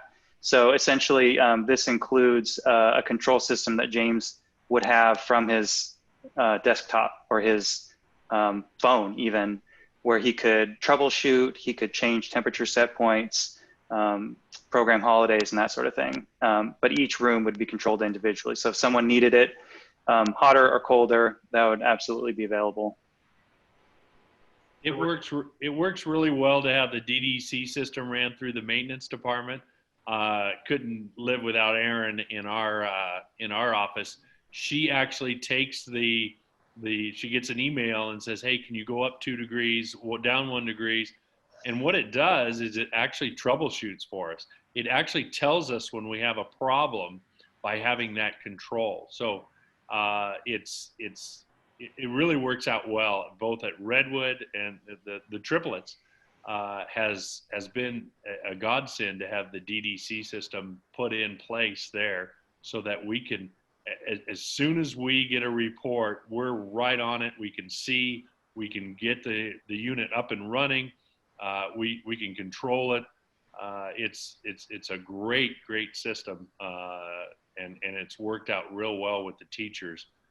They have 2 degrees up and 2 degrees down capability, but when it's 60 degrees at Redwood, we hear about it and we're right on top of it. We can actually jumpstart the units, get them up and running, and now we know we have an issue that we need to get resolved, and it's a great system.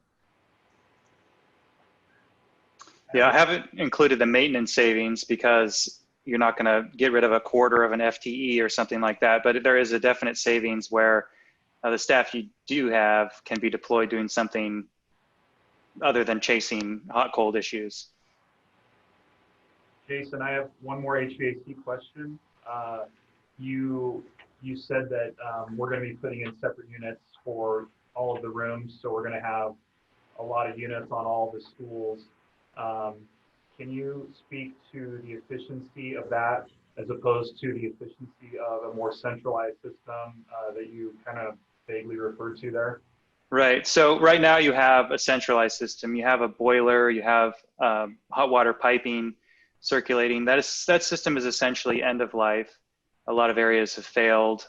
Either they fail on or they fail off. Neither is good. If you were to replace that system with a modern centralized system, you could get a boiler that was 90+% efficient, but you would have to redo all of the piping. You would have to put in equipment that could handle hot water coils, and then you still wouldn't have cooling. So then you'd have to add some kind of cooling as well. So that system is a lot more expensive. At 90% heating efficiency, the systems we're putting in are essentially 80% system efficiency. So in elementary schools that typically use $10,000 to $15,000 of gas a year, a 10% gain in efficiency is essentially $1,500 a year. So that's the trade-off, but economically, it makes the most sense to do this. Just because once you start getting into a centralized system and rerunning piping, you're tearing up walls, ceilings, floors, doing finishes. So we explored that early on and abandoned it as an idea in this. Sure. What I was more referring to was a centralized variable refrigerant flow system. Oh, gotcha. Yeah. So we actually have enough funds in here to do what is not exactly variable refrigerant flow, but it's close. It's a heat pump hybrid system. So this would need to take place during the design phase, but there's some funds set aside in this that you could do that system. And essentially that's, it changes based on the outside temperature, and you'd go to gas heating, which would be incorporated into that once it's below 38, 36 degrees outside. But essentially you get a coefficient of performance of 3. So you can think of that as 300% efficient, essentially. And then with gas, it's at 80%. So if you were to put in the hybrid system, most of the year in heating, you would be getting that 300%, even though that doesn't quite make sense. They're moving heat rather than creating it. So 300% is the equivalent efficiency. That's great, and that's in here. And as an energy efficiency company, we're always looking at things that are going to reduce greenhouse gases and that sort of thing. The downside is electricity is essentially 3 times as expensive as gas. So it's not a big game changer on your utility bill, but it does reduce essentially the net amount of fossil fuels being burned.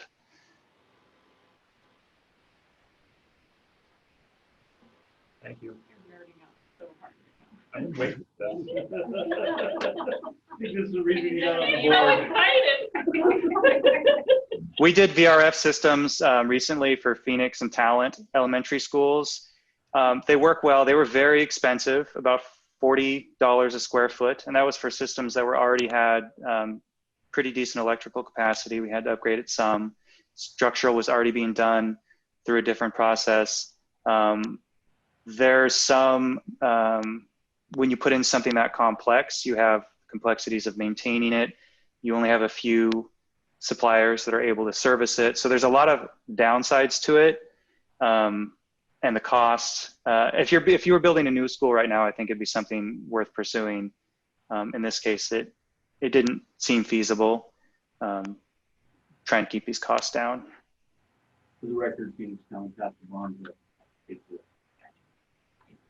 So I have a question related to, I guess it's HVAC.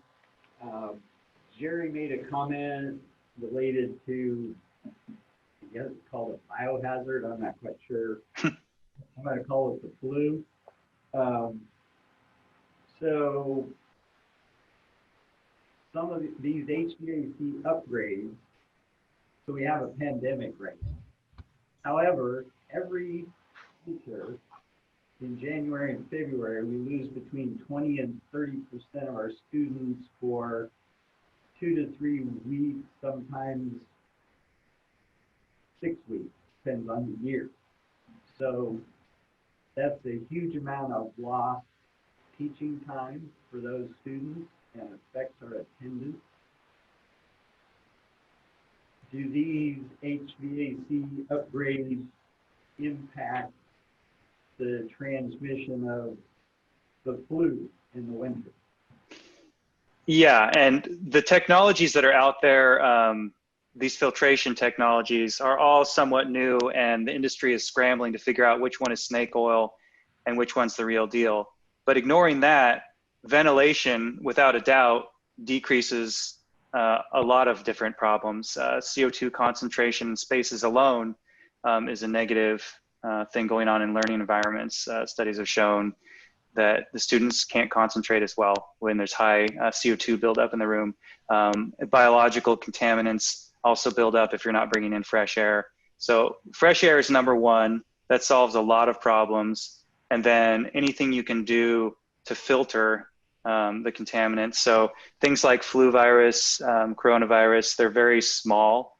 So right now science is trying to play catch up in terms of how do we make it bigger by essentially positively charging it, getting them to stick together and stick into the types of filters that you can readily get. Well, you could readily get them a year ago. Now you can't find them at Home Depot or anywhere else. The types of filters that you use to pass the air through to clean it. So ventilation, number one, yes, that will make a difference.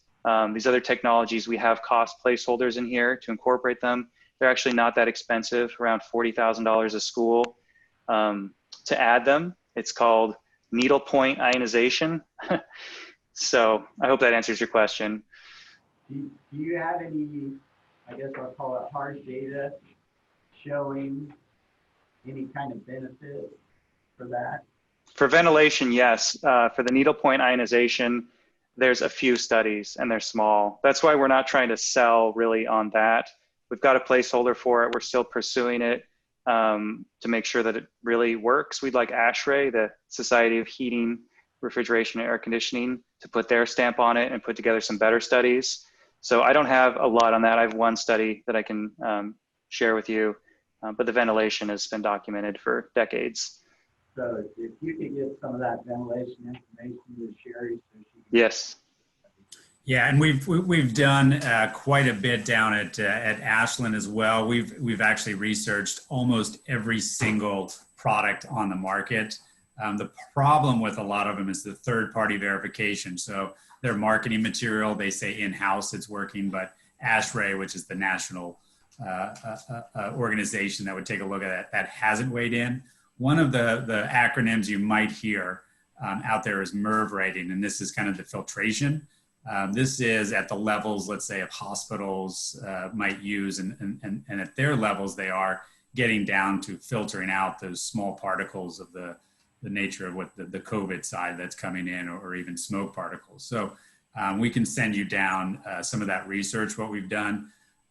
Also, by including this, I go to a lot of school board meetings. I noticed, not recently because they've been on Zoom, but the loudest cries are often from the kind of the further elements of either being very panicked about the COVID and really wanting every single possible way to achieve it.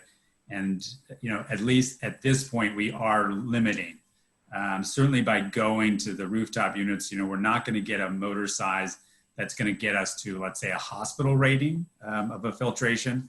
And so it's the kind of the best of both worlds. We're trying to come up with a practical application that will assist in reducing the transmission of COVID, but there's not going to be any guarantees that it will result in filtering everything out. So we've done quite a bit, and we'll certainly forward on our research to you. And we've been working with the University of Oregon, and OHSU has been doing actually live studies with the virus in labs using HVAC. So we will send that to Sherry as well, just so you guys have some backup from some of your louder citizens that may want some additional answers. So we can provide that as well. We're kicking our answer a little bit down the road just by saying we've identified a cost to get into technology that we think is sort of the leader right now, but we need to work with some of the industry partners to do a little more research. But this is for an installation next summer and design this fall. I think we would have some good answers for that and the budget set aside to do it.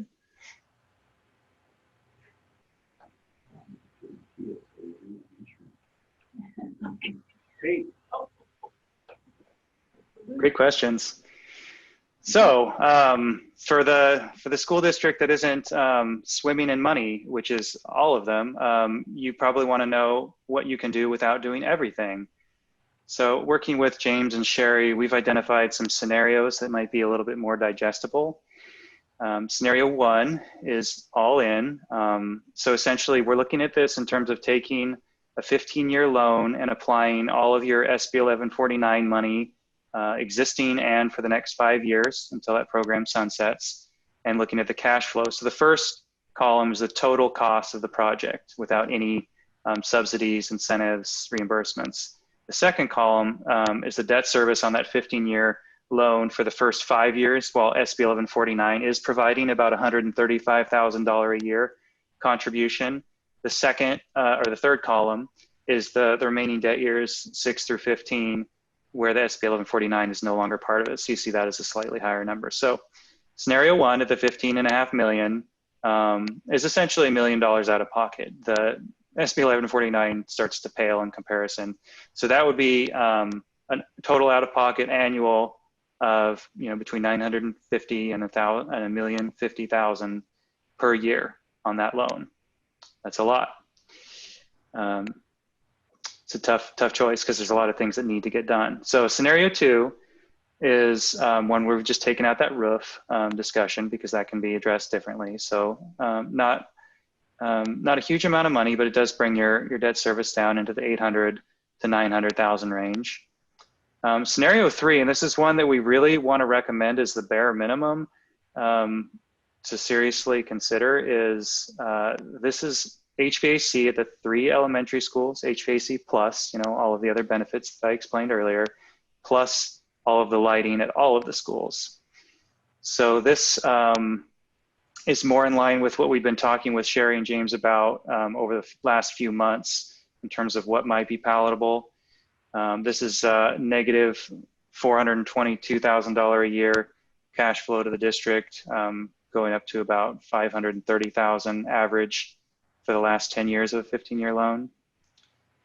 The final scenario is just showing you how amazing the lighting is. I wish everything was like this. So, about 1.7 million. The first 5 years, you actually get $151,000. That's not a negative, that's a positive, because you get all of the SB 1149 that you accrue based on your student population, and all of the energy savings, which is nearly $100,000 a year. After your SB 1149 sunsets, you still have positive $50,000 a year. So here are recommendations. We don't really have one specifically because we're never going to know what you know about your districts, but lighting for sure, and then as much HVAC building systems as makes sense beyond that based on debt capacity. You're on mute, Jared. So what we would really need from the board tonight is if you guys could tell us which of the scenarios you're the most comfortable with, because Amoresco needs to start moving on the RFP process, getting the financing documents in place. And then at the second meeting in August, we would be bringing those documents to you and have this as an official action item. But before we move that direction, we need to know, are you comfortable with debt service all in at 900,000+ right now, or in scenario 1, scenario 2, where we've got debt service at just under 900,000, scenario 3, a little over 4, and then on the scenario 4 lighting where we're actually getting cash back. So we need to know which direction you guys are comfortable with us moving in. Sherry, we don't have an approval of any of this listed on the agenda. Is there some level of assurance to have them begin proceeding without necessarily picking exactly which one? And some of the thoughts there is, I know with the recent PERS ruling, our PERS rate should go down to help out with overall budget, but we also have heard loud and clear concerns about funding in the next biennium are significant. And so how much of a direction do you need tonight from the board to just start moving if it was just starting at scenario 3 without official approval? Because I want to talk through some numbers on that a little deeper. If the board is comfortable with us moving forward and looking at what the financing would actually be for scenario 3, they would just need to tell us, take a look at that. Or if the board's not comfortable at all with any debt service, then we would just want the go-ahead to start moving forward with getting the process in place to take advantage of the lighting. And at the very least, if we could get approval to move forward to bring back the documents that we need to do the lighting, that would be amazing, because that's way too good of a deal to pass up at this point. So Sherry, would it be prudent for the board tonight to give direction to say at the very minimum, we're going to definitely proceed with the lighting, and then come back to the next meeting with the finance, a little more detail in terms of the finances and impact? Yeah, and we can look at scenario 3 if you would like. And then I can also bring back some, just some preliminary estimates on what PERS is going to look like for the next couple of years, because you're right, Kirk, it looks like our rates are going to go down. And it'll be a probably pretty significant amount for the next biennium. So I could definitely bring that in, and then we can just, talk seriously about what the finances are looking like, what the revenue forecasts are looking like from the state level at that time too. And if we end up not doing anything but the lighting at this time, that would be okay, because we can come back and see. I mean, even if we deferred this off until next year, we'd have a better picture of what the state revenue forecast is going to look like. The downside to that is then you wouldn't be installing HVAC systems until summer of 22. So it's kind of the timing of it, and then just the comfortability of the cost. So if I'm hearing you right, we'll go ahead and look at financing for scenario 3 and scenario 4. So I want to give the board a chance to chime in on what I just put out there and trying to help us draw some clarity on that. So, if board members probably have questions here. Okay. Or thoughts. Will you remind me what's excluded, which schools are excluded from scenario 3? The schools that we would include in scenario 3 are the 3 elementary schools. What's being excluded? The north and south. The middle. So there's not going to be certainty with finances going forward in the future. However, there's always lots of doom and gloom, and it never turns out as bad as that. I'll hold you to it. Go back 2 years a minute. Yeah. So I personally, as one board member, am comfortable with scenario 2 or 1, because it's way past time to do something about those things.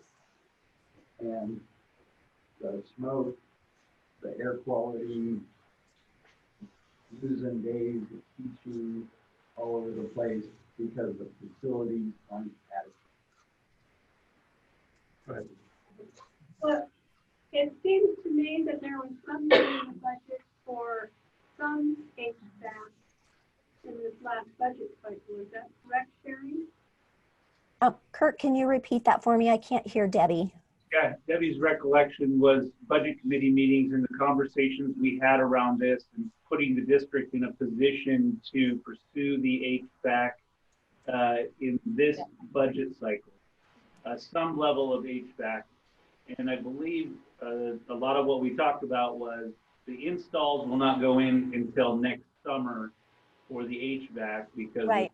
And so we are able to, I don't want to say manipulate, utilize funds, appropriate funds from this year's budget, but really the lion's share is coming out of next year's budget. Right. None of the cost for the HVACs would come out of this year's budget cycle, and that's what we talked about during the budget committee meeting. The lighting, though, we would be doing the lighting this year because that has to be done by, I think it's December 1st. I don't remember the exact date. So in this budget cycle, we had talked about doing the lighting, but then the HVAC would be coming out of the 21-22 budget. How are interest rates right now? The interest rates are super good right now. They're like hovering around 2%. If we could go to the next slide, we have some talking points that just might help spark some conversation. Well, I had one other question, Sherry. And I know that there was a bonus little pile of money that showed up because of not needing substitutes. Perhaps we won't have that for the coming quarters. Is there any way to guess on that and move that money towards this project? Kurt, can you help me out? Yeah, it was a question of utilizing substitutes and the usual costs we incur as related to substitutes and equating that to how much that might assist us in this process. And I think my response would be we can take a look at our usual sub cost for last spring. Spring is always more costly in subs, and say what percent did we actually spend versus not, and then apply it to a typical year spending on the front end and be able to equate some level of numbers. The number is not going to be in the millions for sure. It'll be in the 100,000, 200,000. So on the sub costs, we, So you're right. As we go through the year, the sub costs get higher. And so in September, we're usually spending about $80-ish thousand. And then we're moving up to 90. And then by the time we get to May, we're spending, you know, close to a couple $100,000 in sub costs. So we did save some on the back end of last year. And so that is what is helping our beginning fund balance look as good as it looks this year. And so since we're going into predominantly comprehensive distance learning, we should save some sub costs. It's not going to be the full amount though, because if we open in K3, there's definitely going to be some sub costs there. And even in comprehensive distance learning, if a teacher has to go out for a period of time, we'll have to have a sub step in and take over for, you know, whomever that might be. And so you won't see the savings coming in through the fall and early winter that we saw coming off the back end in the spring of last year, but there will be some. I'm just wondering, you know, how to come up with $1 million, because I really want everybody to be as safe and comfortable as possible. And as we go, so the debt service will be part of what we would have to budget for starting in 21-22. And so we would have to, that's why I think it's going to be important to look at what the PERS savings are going to be, because I think that will offset a pretty decent portion of that. But then if this is a priority of the board, that we really start taking care of some of these facility issues that have been hanging out there forever, then, you know, we as administration need to start looking at, you know, where we can save money to help offset the debt. And so every year we transfer about $600,000 from the general fund into the capital projects fund. And we get, you know, some money in from the construction excise tax, and that pretty much covers the debt service for the classrooms that we have. So because we would be taking care of some of the issues that end up being maintenance issues now, we would be able to use some of that $600,000 that we are already transferring into capital projects to help service the debt too. So there are a few ways that we can start looking at that, and you know, I'd be prepared to talk about those at our next meeting if that's okay with you guys. Jerry, this is Scott. I would say yes, it's appropriate. I also just want to echo my thoughts on the presentation tonight. I would encourage us to consider your first option up there, and in fact, I would add to that and say if we need roofs at Redwood and Lincoln, I believe, I would also push that we borrow the money to take care of those buildings. I don't have a lot of faith and confidence in our community to go out for all these extra projects. I think if we go out for a bond and we say we want to build a school, that's probably an easier sell as I think about things than trying to say we need to build a school and we need all this extra money to do all of these other things. So while it pains me to spend money on maybe some middle schools or Allendale that really should be replaced, I also see the reality that they're not going to be replaced in a massive sweep as we would like to see. So we're going to have to spend this money. Interest rates are low. We haven't done this for a long time. We have a lot of catching up to do.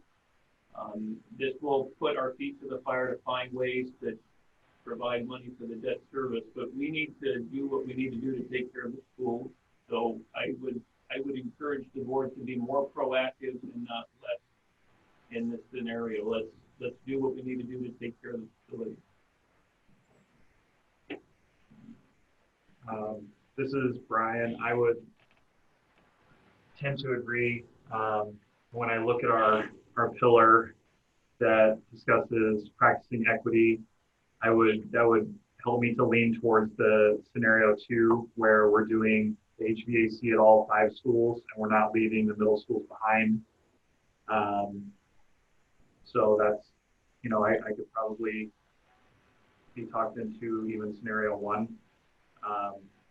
But I would certainly be amenable to scenario 2. And then I just had one more question for Jason regarding, do you guys ever do, as part of these projects, do you ever wrap in solar, rooftop solar? And if you do, how does that affect the numbers when doing these projects? They get bigger.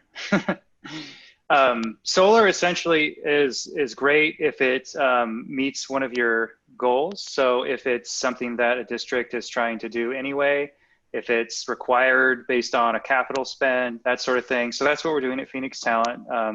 Their Green Energy Technology Fund is being spent out on the solar there. Solar just is essentially a wash right now. So if you took out a loan to put in almost any size solar array, the loan payment would be about equal to the electricity that you receive from that array. So it essentially pays for itself. We have to be a little bit aggressive in getting some grants. We're pretty good at that. We got 3 different funding sources that paid for half of Phoenix Talents, but it does take some time to develop. So it might be a good thing to consider separately, especially if we're doing roofs, to not delay the fundamental need of getting the lighting going. But it's certainly possible. I think we got top 3 private solar installer in the country. I can't remember what award we got, but Amoresco's there for you when you need solar. Very, very good. I just wanted to plant that seed with the board. Yeah, and this is Jerry as kind of a follow-up to that too. That the kind of business model we use is really a long-term partnership. So as part of this package, we come back after this. If you're saying, well, how do you guarantee energy costs and savings? We have to, through the state, come back and do an M&V. So we measure and verify with a report to the district, hey, did we meet these numbers? And so during those phases, we're both coming to you with, with the answers that we have done it. If we haven't, then we pay you the difference or include, upgrades on our dime. But the other thing is in phases. We're in the 10th phase with Portland Public Schools. There's the 3rd phase on the table at Phoenix Talent. So, we are kind of in this for the long haul. We kind of continue to support James and his crew. So unlike kind of your typical construction project where you get a final sign off from your project manager, and then that's, maybe a little bit of a warranty, we really do live with the project, both in the way that the legislature looks over our shoulders, but also in our business model. We're looking to do further projects with you, and just by knowing the district, that's what allows us to do that. So we can add those things at the right time as we move forward. Solar is great as long as it costs you less. So these buildings, if you included the roof, would essentially be solar ready. You couldn't put solar on any of the buildings that we studied, the 5 buildings that we were talking about, the system upgrades. Their electrical systems would unlikely be able to handle it. Structurally, it'd be a problem. And you'd have to remove all the panels when you did any significant roofing repairs. So we could essentially get these schools to where the next step would be solar, if it made sense. If we can get something like we did at Phoenix Talent, where you're getting $300,000 in outside funding to cover their entire new gym, something like that.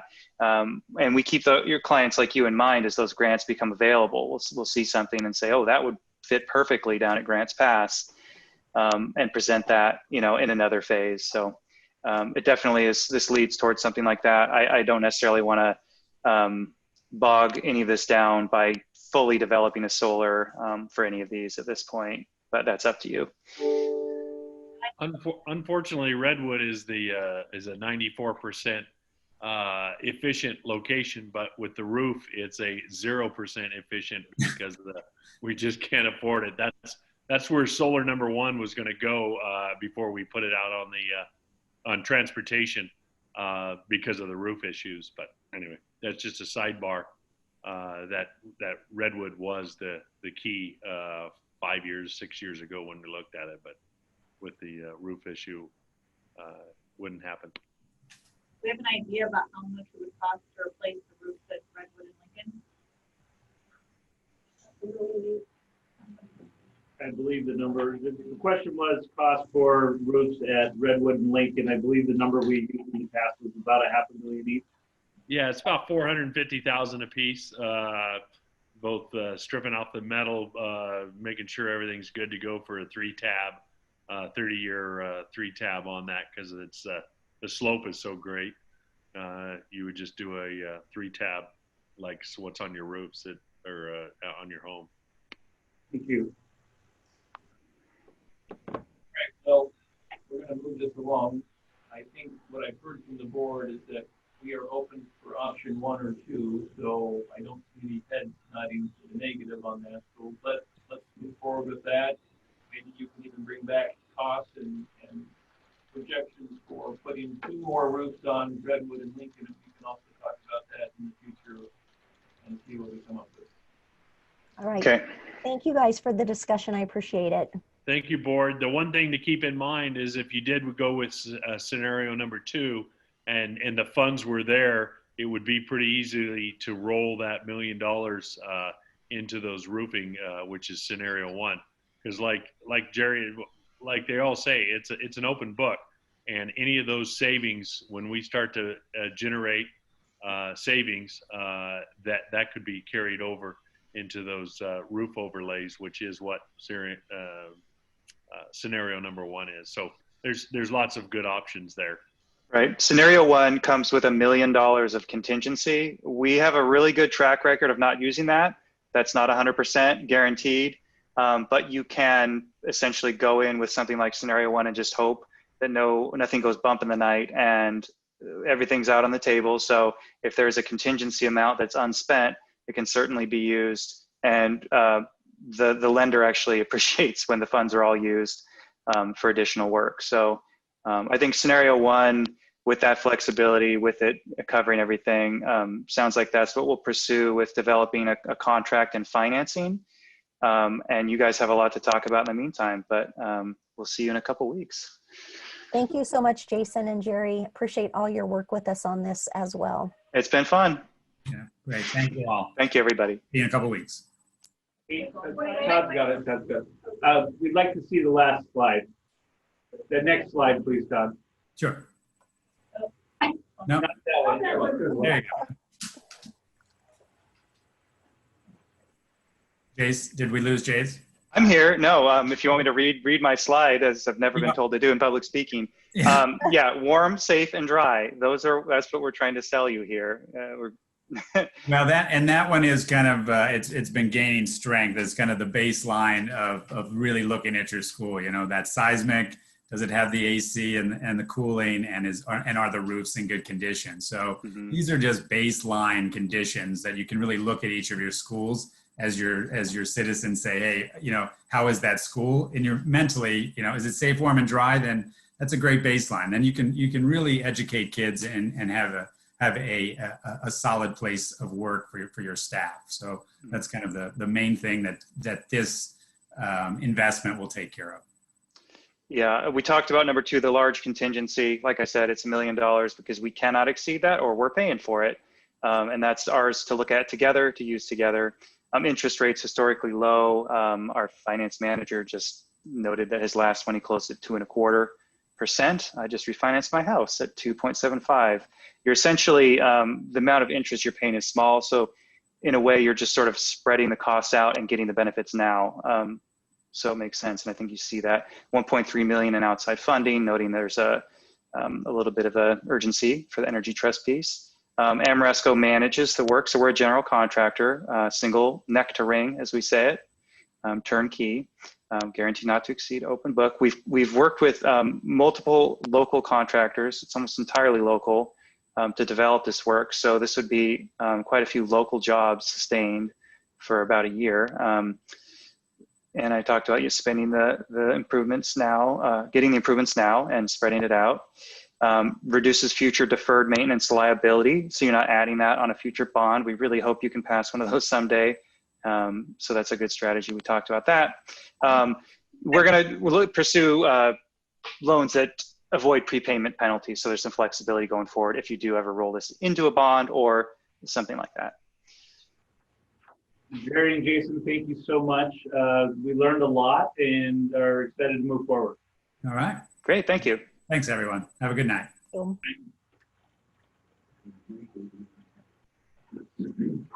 right. James and Sherry, thank you. We're going to move on to our next report, expellable offense summary. Yeah, Director Cantola, are you with us? I am. How are you guys tonight? Good. Good. Yeah, that was fun. Thank you. And this doesn't have to be not fun, even though it says expulsion. So annually, we report to the board what the expulsions were for the year. And I always like to start by reminding everybody, and Casey can even print it in the newspaper, 99% of our students do a great job. And if you look at the numbers, it's true that 99% of our kids are in good standing because of their good behavior at schools. And if you look all the way down at the bottom of the numbers, truly we had only 38 students last year that had to be removed to an alternative site, which means that 99.4% of our student population was in good standing. So overall, Grants Pass School District has excellent kids, and we have very safe environments for those kids. So I think it's always important for us to remember that. On the numbers themselves, what you'll see this year is that we had more incidents of marijuana usage and or possession than we had the previous year, predominantly at the high school level. And so if you look there at the numbers, there were 28 expulsions for marijuana in the previous year, and last year there were 43 expulsions at the high school for marijuana. And when you say, well, why would that be? Well, I think it's always available in our community, and I think we all know that. And then I always hate to agree with Director Bloomquist, but every now and then, actually most of the time, he's pretty spot on about the trauma that kids experience. And when you've heard the stories behind these expulsions, I think we all know that see a lot of kids trying to kill some, or a few kids trying to kill some pain. And so that's where those expulsions come from. Anyway, up a little bit this year compared to last year in that category, and up a little bit this year compared to last year when you consider that for the last couple of months of school, we really didn't have any expulsions because students weren't on campus. So any questions? This is Brian. I would just say it's notable on here that in the 2018-2019 school year, the middle schools had 9 marijuana offenses. Then this last school year, there was 0. Correct. That is outstanding.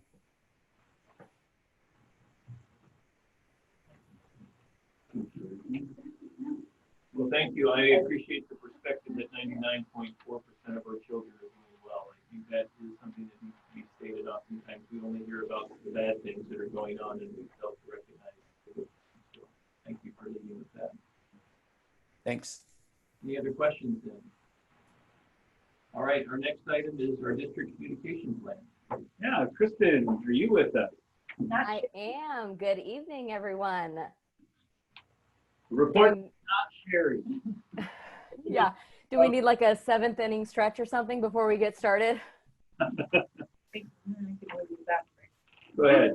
All right. So I think you either got a digital copy or a hard copy of the communications plan.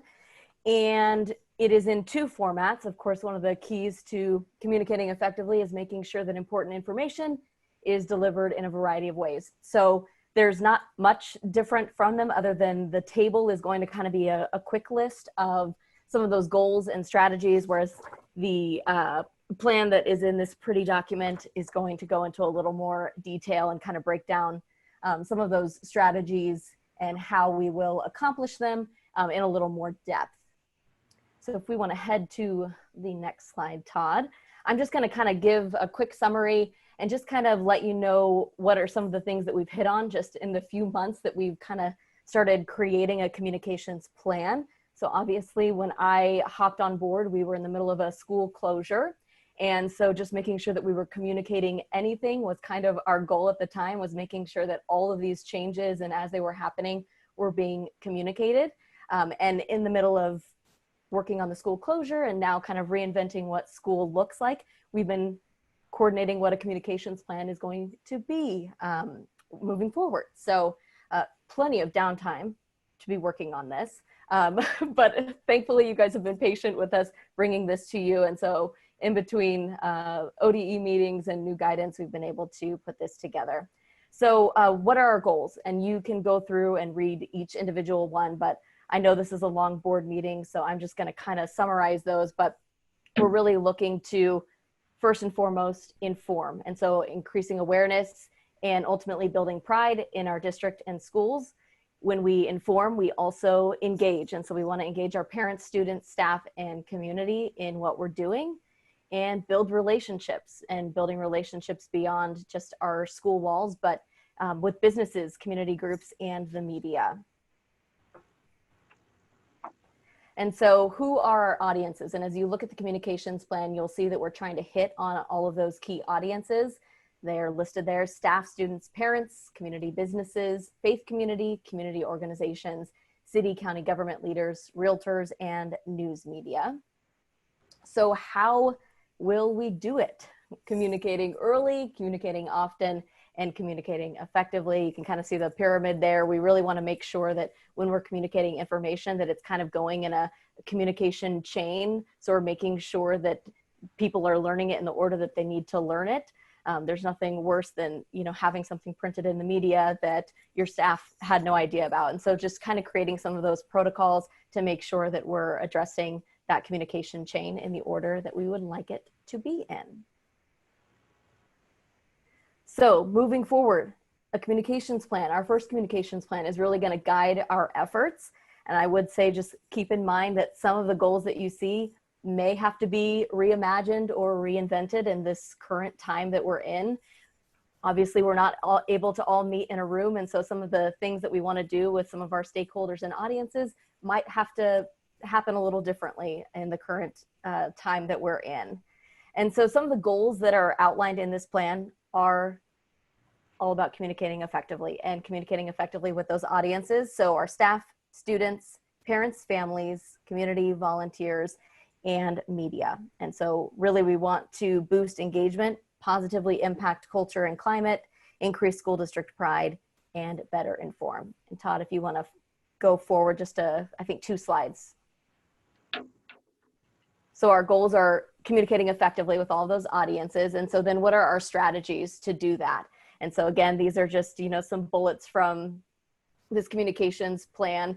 It involves developing a communications protocol. Who is sharing what information and when, and then ensuring that there are, you know, somewhat of a checklist built into our communications so that it has had multiple eyes on it, that if it needs to be translated, it has been translated. With some of our reopening schools guidance from ODE, it's actually a requirement that if we need to give communications in multiple languages, that they are given at the exact same time. And so if you've been seeing some of our communications over the last few months, we're stacking those different languages, and that is actually to fulfill a requirement from the state in terms of communication. And then also once it's been vetted, translated, we got to distribute it, and then there's usually a lot of follow-up, whether that's through calls or emails, but making sure that from start to finish, we're able to answer those questions.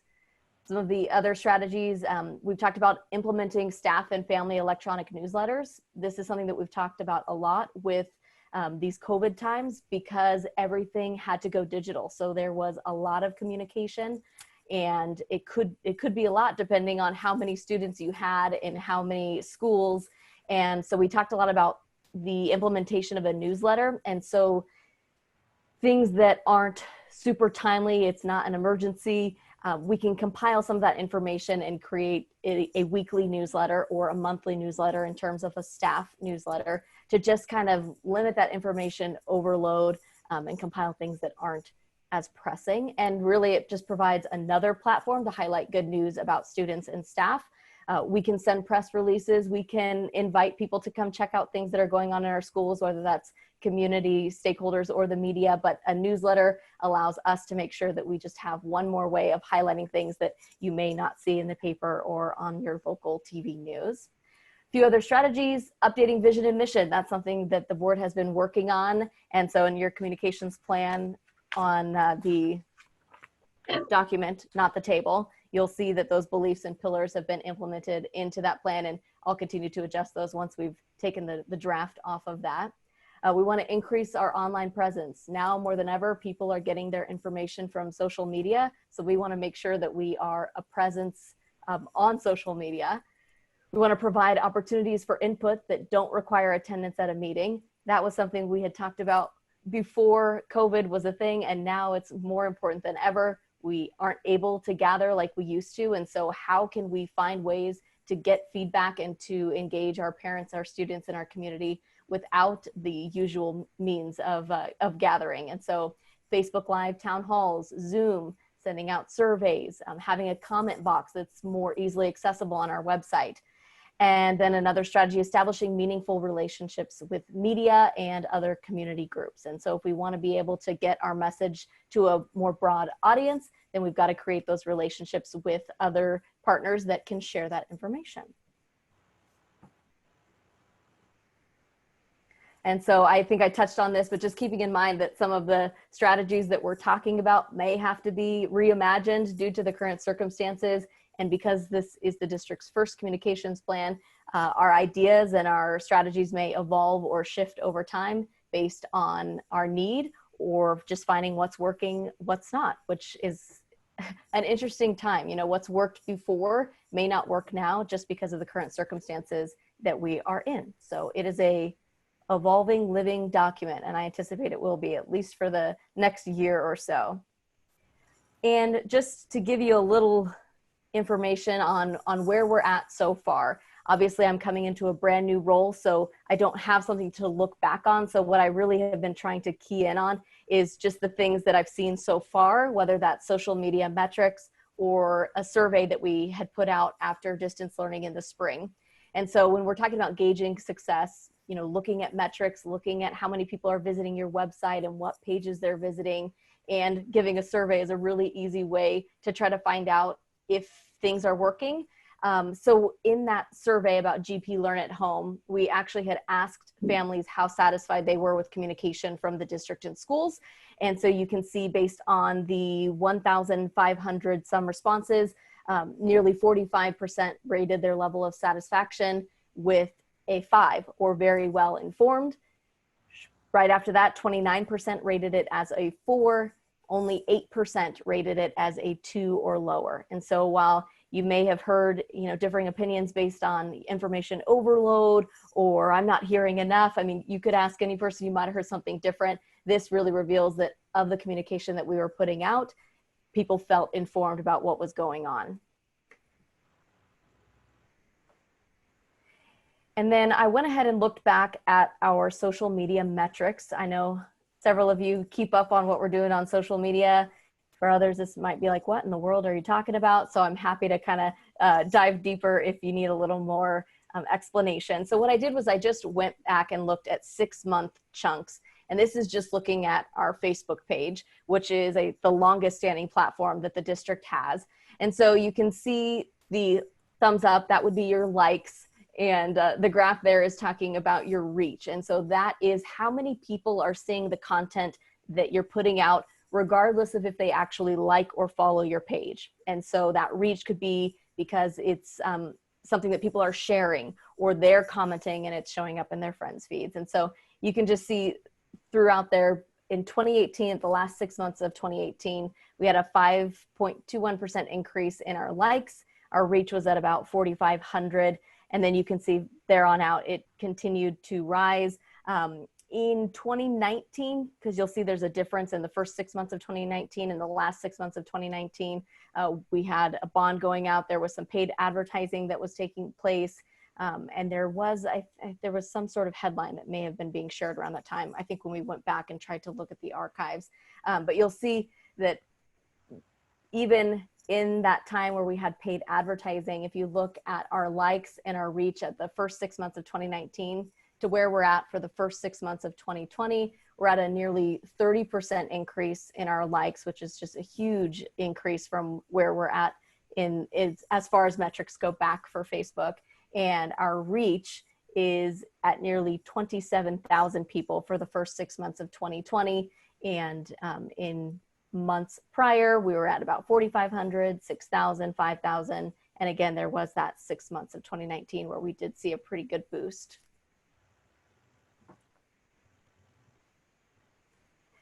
Then I just wanted to provide this just to give you a sense of where we're at in comparison to other districts. And so Facebook actually has this really nice built-in tool for you to watch other pages that are similar to yours, whether they're the same size, they have the same amount of likes, or maybe you're trying to see how you're doing with a bigger district or a bigger business, depending on what your page is. And so I just pulled these. This is for the last week of June. And so you can see we've got Eugene, which they're a much bigger district. They have almost 11,000 likes on their page. We have Central Point and Medford, Hidden Valley, and then we're at the bottom. But if you look at where we're at in the total page likes, which we have the fewest amount of likes being a smaller district.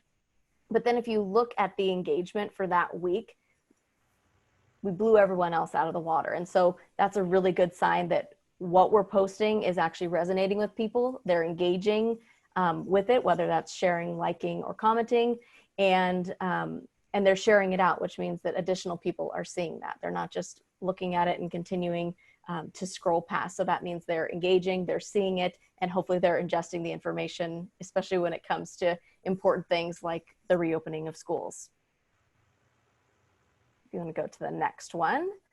And then just a few other things that we've started in the last 4 or 5 months. We established an Instagram, and that was back in March. And so in 2 weeks, I don't want to start from the beginning because it would have been 0. So I just, toggled in at 2 weeks, and we were at about 223 followers.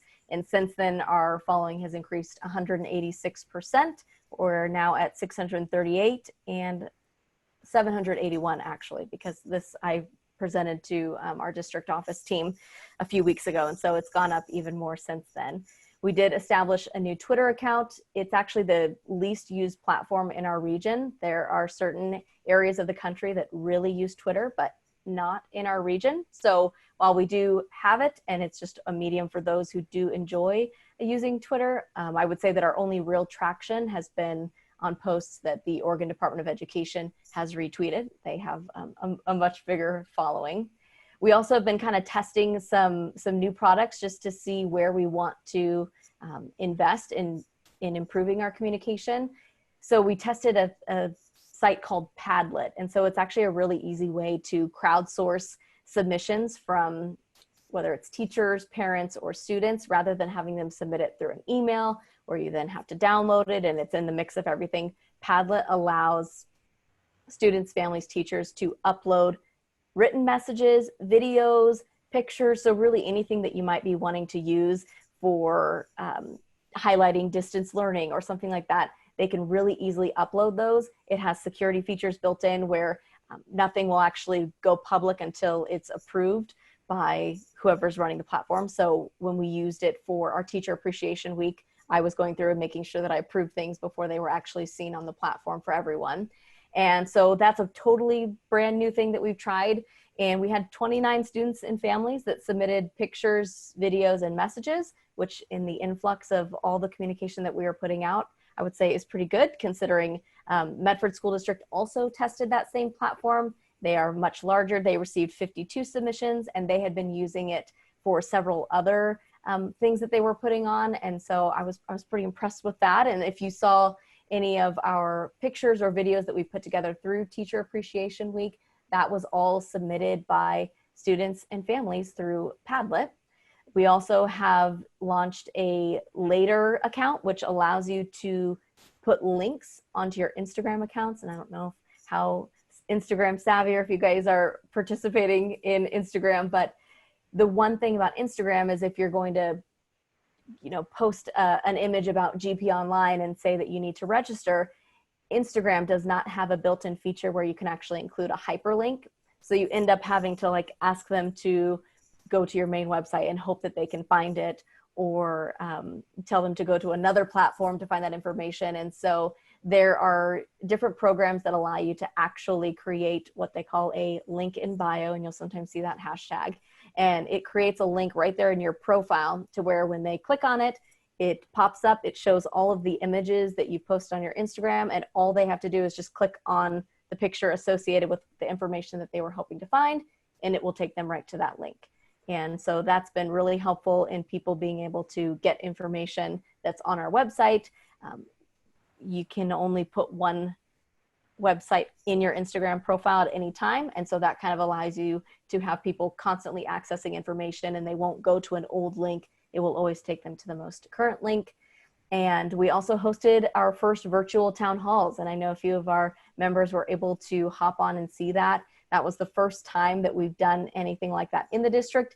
And over 2 town halls, we had around 550 people attend, and they did follow up with more emails. And so we would call that a huge success for launching something for the first time, especially in the middle of the day as for one of those town halls, and having such great attendance. I think that is kind of in a nutshell. Any questions? I do. I was reviewing the communication plan with the previous one from 2016. The one thing that struck me was the earlier communications plan. We identified seniors, retired citizens, and homeowners. And I understand they are sort of under the community section. Mm-hmm. They're really not targeted by the way that I think they need to be in our community in the new plan. Is that something that you could address? I missed the tail end. It cut out. So you're doing a great job. It was something about a difference in 2016 versus now. Yes, the 2016 had seniors and retired citizens. And then it had a second for homeowners. Okay. So I think those 2 groups are important to our district. Okay. If you want to see those reflected, we could certainly revisit that. Like I said, it's a living, breathing document, and I can't speak to who crafted or how it was crafted in 2016. I imagine that that was probably something that we were really trying to hone in on when we were talking about having bond measures go forward. But certainly when we're talking about community, I mean, the list could go on and on about specific audiences and how we reach them. I think in here, when we're talking about like giving presentations, and obviously Rotary, retirement homes, two different things, but any opportunity where we can go and highlight what we're doing is a good opportunity. And so if you want to see that being even more broad, we certainly can make it more broad. Well, I guess the different way to put it would be to say our communication plan should always be preparing us for a bomb. All the time, forever. Noted.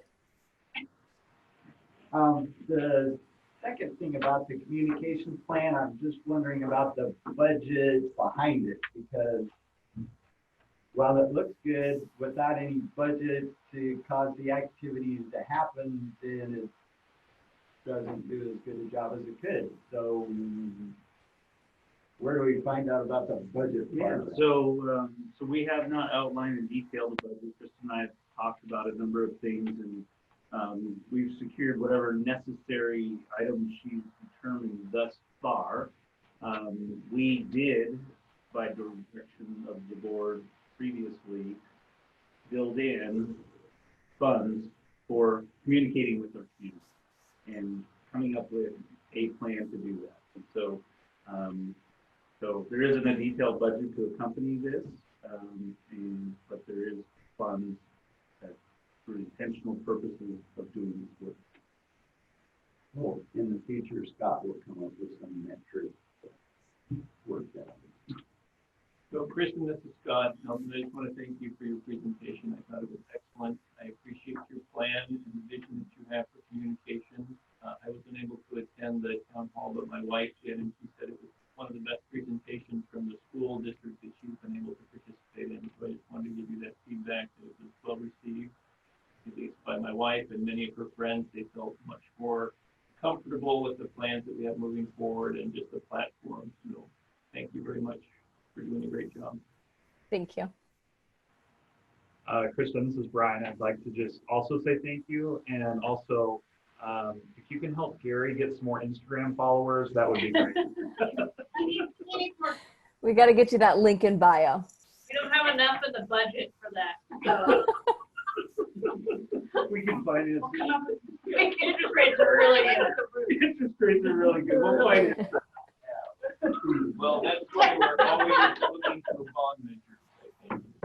Well, I think that the idea of always communicating like you're preparing to go out for a bond, I think our community will appreciate that we're not just talking to them when we're about to ask them for something, but to continually think of them and communicate with them so they have a good sense of what we're doing in the community. So we have a shorter task at hand when you do go out for a bond. I think that does make sense. All right, very good, thank you. So our next is superintendent reports, which we kind of heard. Do you have anything else? I don't have anything else. Would we like to take a break, or do we want to press? Oh, no, I just want a bathroom, like 3-minute bathroom break. You know our answer. We will take a 5-minute recess.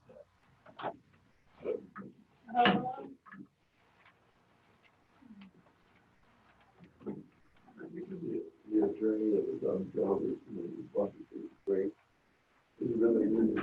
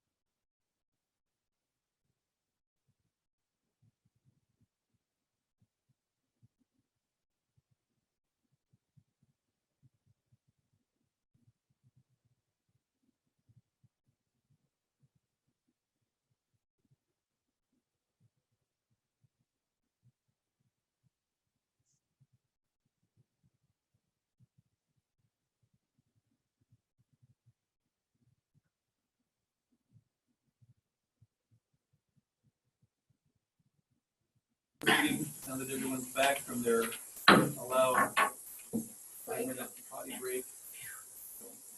Appreciate it. We are next on to board reports and special concerns. I'd like to say happy birthday to Kirk. Oh, Thank you. I was gonna start singing, but I thought nobody would join me, and that would just be a really long, awkward song, so. We can't sing based on law. But Oh, that's it's really really a song in our heart. I want to. I want to sing. Thank you. Let's take a moment and sing it silently.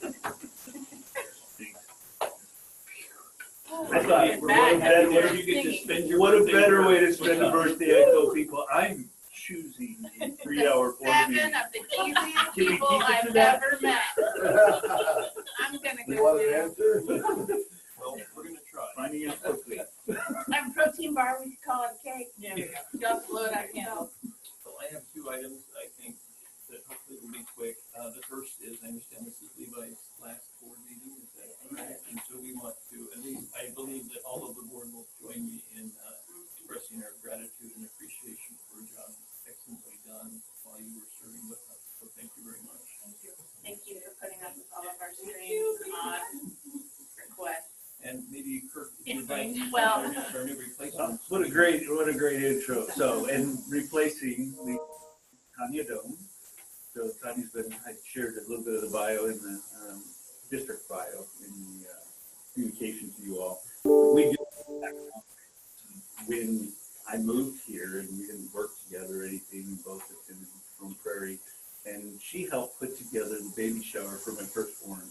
So I remember meeting her husband in the. Have you ever done the one with the baby bottle and Coca-Cola Classic? Yep. Right. So I figured out how to cheat and pick the thing off and beat it. So anyway, no, we go back a long way. She has served this district in great capacity, and I look forward to what she's able to do for the board and herself going forward. Welcome, Tanya. We're excited. Before you is a piece of paper. So Brian contacted me a week or 2 ago via email and asked what I would think of submitting a letter to the editor. And so I had a few days to contemplate what that would mean. And I thought, well, I could write one, but I thought it would be more meaningful if the board were to come up with something. Liberty of drafting a letter to the editor expressing what I hope will be a consensus from the board on our appreciation for the teachers and the administrators in their preparation for us to go back to school, our ability to do this safely, and I, of course, threw on my own personal flair, which may or may not be appreciated, but that's what you get, Brian, when you ask me if you want me to write a letter. This would have been all about lighting and HVAC. I know, so. Some joke in there about. I did hear Gary make a comment that this was an advertisement. This is no way an advertisement. I have not put my name, or I have not encouraged people to get a colonoscopy, nor have I encouraged them to wear masks. I simply stated that these are important things to do in life, and they choose what they wish. But, so, I don't know that we've ever done anything like this before. I'm happy to not submit it. If the board feels that this is inappropriate, I'm happy to submit it. If we have board approval and consensus, I'm happy to submit it alone without any board members if the board doesn't want their name. I brought this forward to our board to review and discuss, and if it becomes something that we're going to have to edit and it becomes a process, I'm happy to say we don't need to do this. I think this is an opportunity for us, though, to communicate with the community in some way to say that we have confidence in the district and what we're doing to try to prepare our students to return to school. Well, I would like to say it's highly intuitive because earlier this week or last week, another board chair from another school district through the OCA or the Oregon and had it poised to send to you. So, yeah, probably it was the same trigger, but excellent. I agree. No editing. Well, I wrote a letter to the editor one time as board chair, and similar process, cleared it with everybody else on the board first, which I So I really appreciate you doing that. But it seemed to me that there were strictures on how many words you could actually put on the letter to the editor. And it seemed like it might be more than. Casey has emailed me and said he wants to talk to me after this meeting, so I'm happy to discuss with him what we can or can't bother to write a letter to the editor before. I don't think, I can say this quietly, the readership is that large, so it's going to have a huge impact one way or the other, but maybe this is something that we can do on our, with our communications plan, that we can continue to share at various important times as we move forward. Do you happen to know about how many words this was? Did you look at? I didn't count. I just wrote down what I thought was important for us to try to communicate. I think that I like the idea of changing even from letter to the editor to communication plan. I mean, all of I think we that, should do but both, it is, but if we right. get feedback from Casey afterwards, if a trip down version needs to go to the paper, I think it's important to do both. Yeah. I think what Casey's going to tell you is that the limit is 750 words for a guest opinion, which is kind of what this is, and a letter to the editor is 250 words. So this would probably fall under the 750 word format. I'm not sure how long this is, but it's probably going to tell you that later. And they don't always print every letter to the editor. Right. Yeah. Just read it to Casey. But In principle, I agree, yeah. yeah, I think the intention is good, and I don't have any issue with what is on here. Is that with the insurance and legal account? That's your answer for everything. All right, well, I'll speak with Casey. I can send out an email. If we trim it down, I'm happy to send out an edited version to everybody, and we can move forward. And maybe we can submit it to and work on sharing it to other meetings. Okay. It doesn't have to be the same time. Paper does what paper does, and Kristen can put full link on our stuff.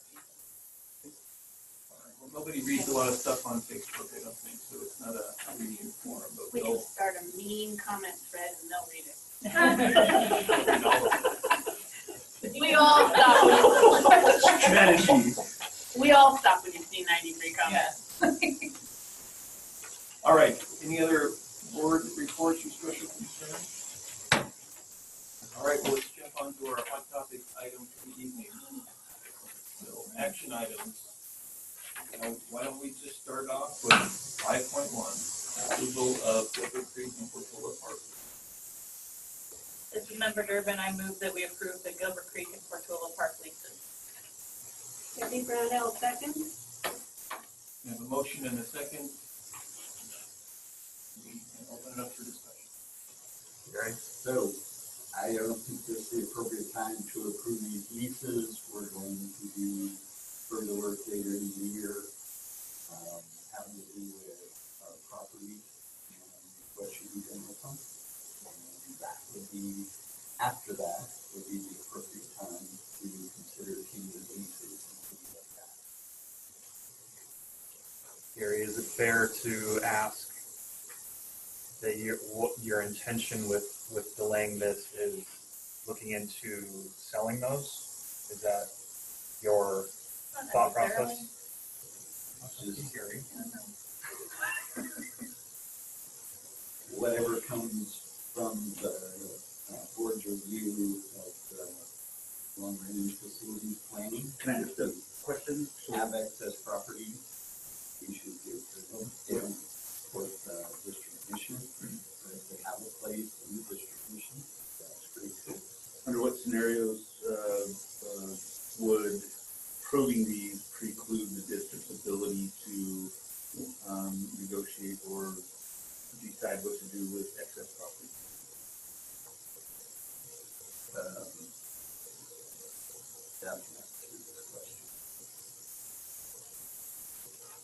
I think the rest of the board is looking for that answer. So I'm okay. looking around the room. If you put conditions and strings and stuff on a piece of property, that makes what you can do with that property more difficult to do in the future. So if you wish to sell it, then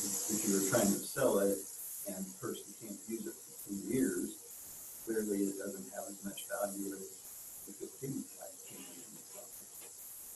So that's be the starters. the first right of refusal is the city has first purchase option. Well, the city doesn't have first right of refusal. We would be giving them that, and why would we do that for no compensation?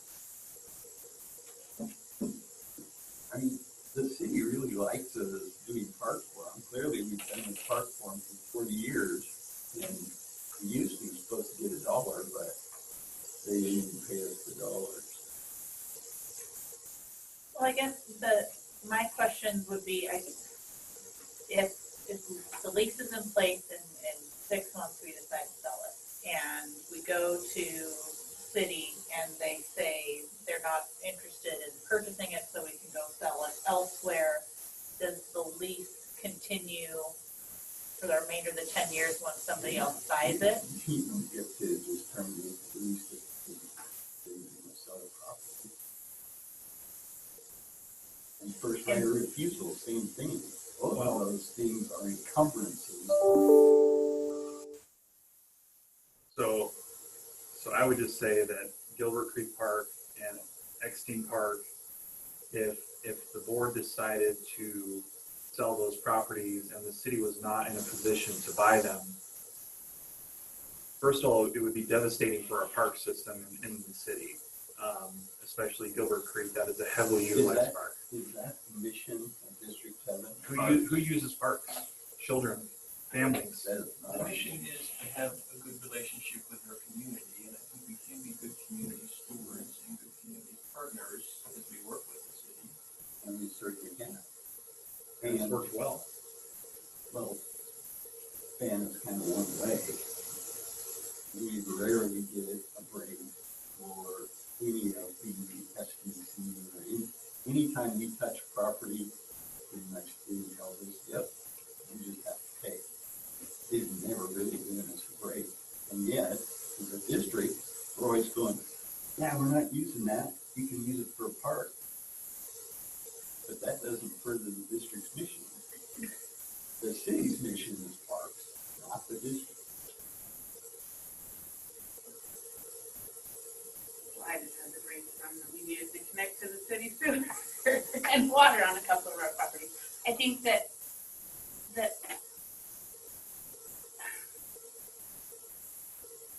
parks are used by the city. I don't want to get that. But parks are used by the kids, but not as an educational system. Right.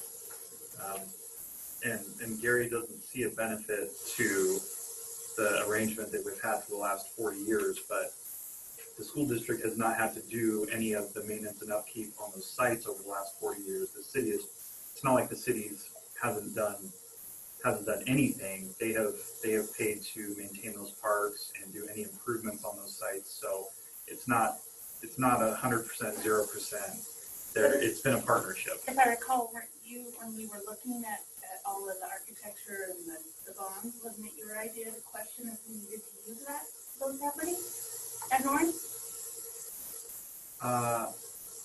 I've never seen a scenario where the school district would need the Gilbert Creek property for educational purposes. But how did we get from 20 years to a 10-year this year? I have no idea.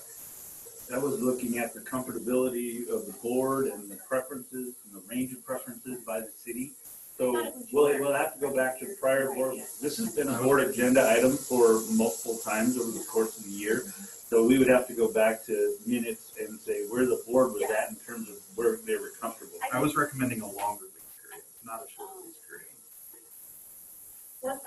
Can you give me a little more information on the grants that they're trying to do, to the extent you know about them, or maybe you know about them, but I mean, I guess timing wise, what they're trying to do with needing a lease in place in order to achieve that? I am not totally familiar with it. Sherry, I don't know if you're familiar with the grants that Valerie hinted at or indicated it helps them in pursuing, and if other board members are aware.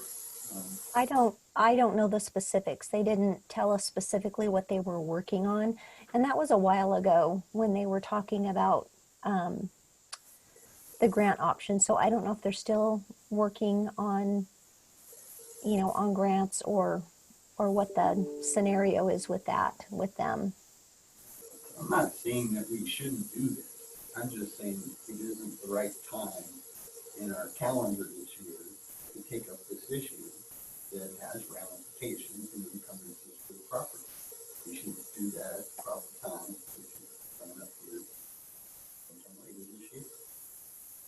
I'd be lying if I said I wouldn't be curious to know about some of the, if there's, like you brought up the idea of if there's some kind of a trade or a credit for some of the work that we're forecasting out that we're needing to do to improve some of our other properties, where if the city's getting a lot in exchange for some kind of a credit towards us to help us save some money on some of the things that we're having to do that we can charge by the city later. I mean, I'd be like, say, that I would be curious to kind of understand what that was like, if it's something we've looked at before. But it's also not unusual for tenants to be responsible for maintenance and the improvement. So not that that's, I don't think that's an equitable, well, yeah, we paid $1 for the lease, and we did all of this other stuff. But that's kind of normal. I wouldn't say that's directly this is why there's no, I want the partnership to continue, and I don't want the fact that we're asking questions to have it come across that we don't value that partnership, but if I would be remiss to not ask and get those questions answered before signing on to a lease. But I do see there being some options potentially on the table for what we're trying to look at for long term. And did we establish that it has been brought up before? Yes, that Sherry says that they've talked about, or at least could be putting words in her words. It's never happened, but then it's been looked at different times. And did we not agree on a subcommittee for properties earlier? Or? Yeah, we did. So this can be a conversation for that first property committee meeting. Correct. All right, well, we have a motion to approve this action item. So I'll just mention, I understand the point. I am somewhat dismayed that it wasn't brought up earlier. We have been talking about this lease for quite some time. And, one of our pillars is striving to build a resilient community. And those parts are a part of developing programs that support the mental and behavioral health of our students and their parents and the seniors who play softball. And that's why I seconded the motion. Well, we have a motion and it's been seconded. Any further discussion?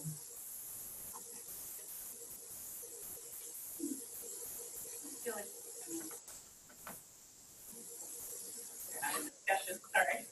Any further discussion? It's okay. This is the time to bring it up. I just think that just to get to the Aaron Cubic meeting, and then I'm not against it at all.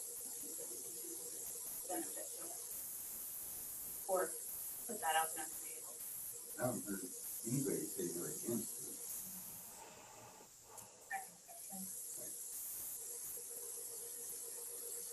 Well, I don't think it's fair to wait until March when we have our meeting. So if you're going to table it, it should not be tabled until March. No, until after.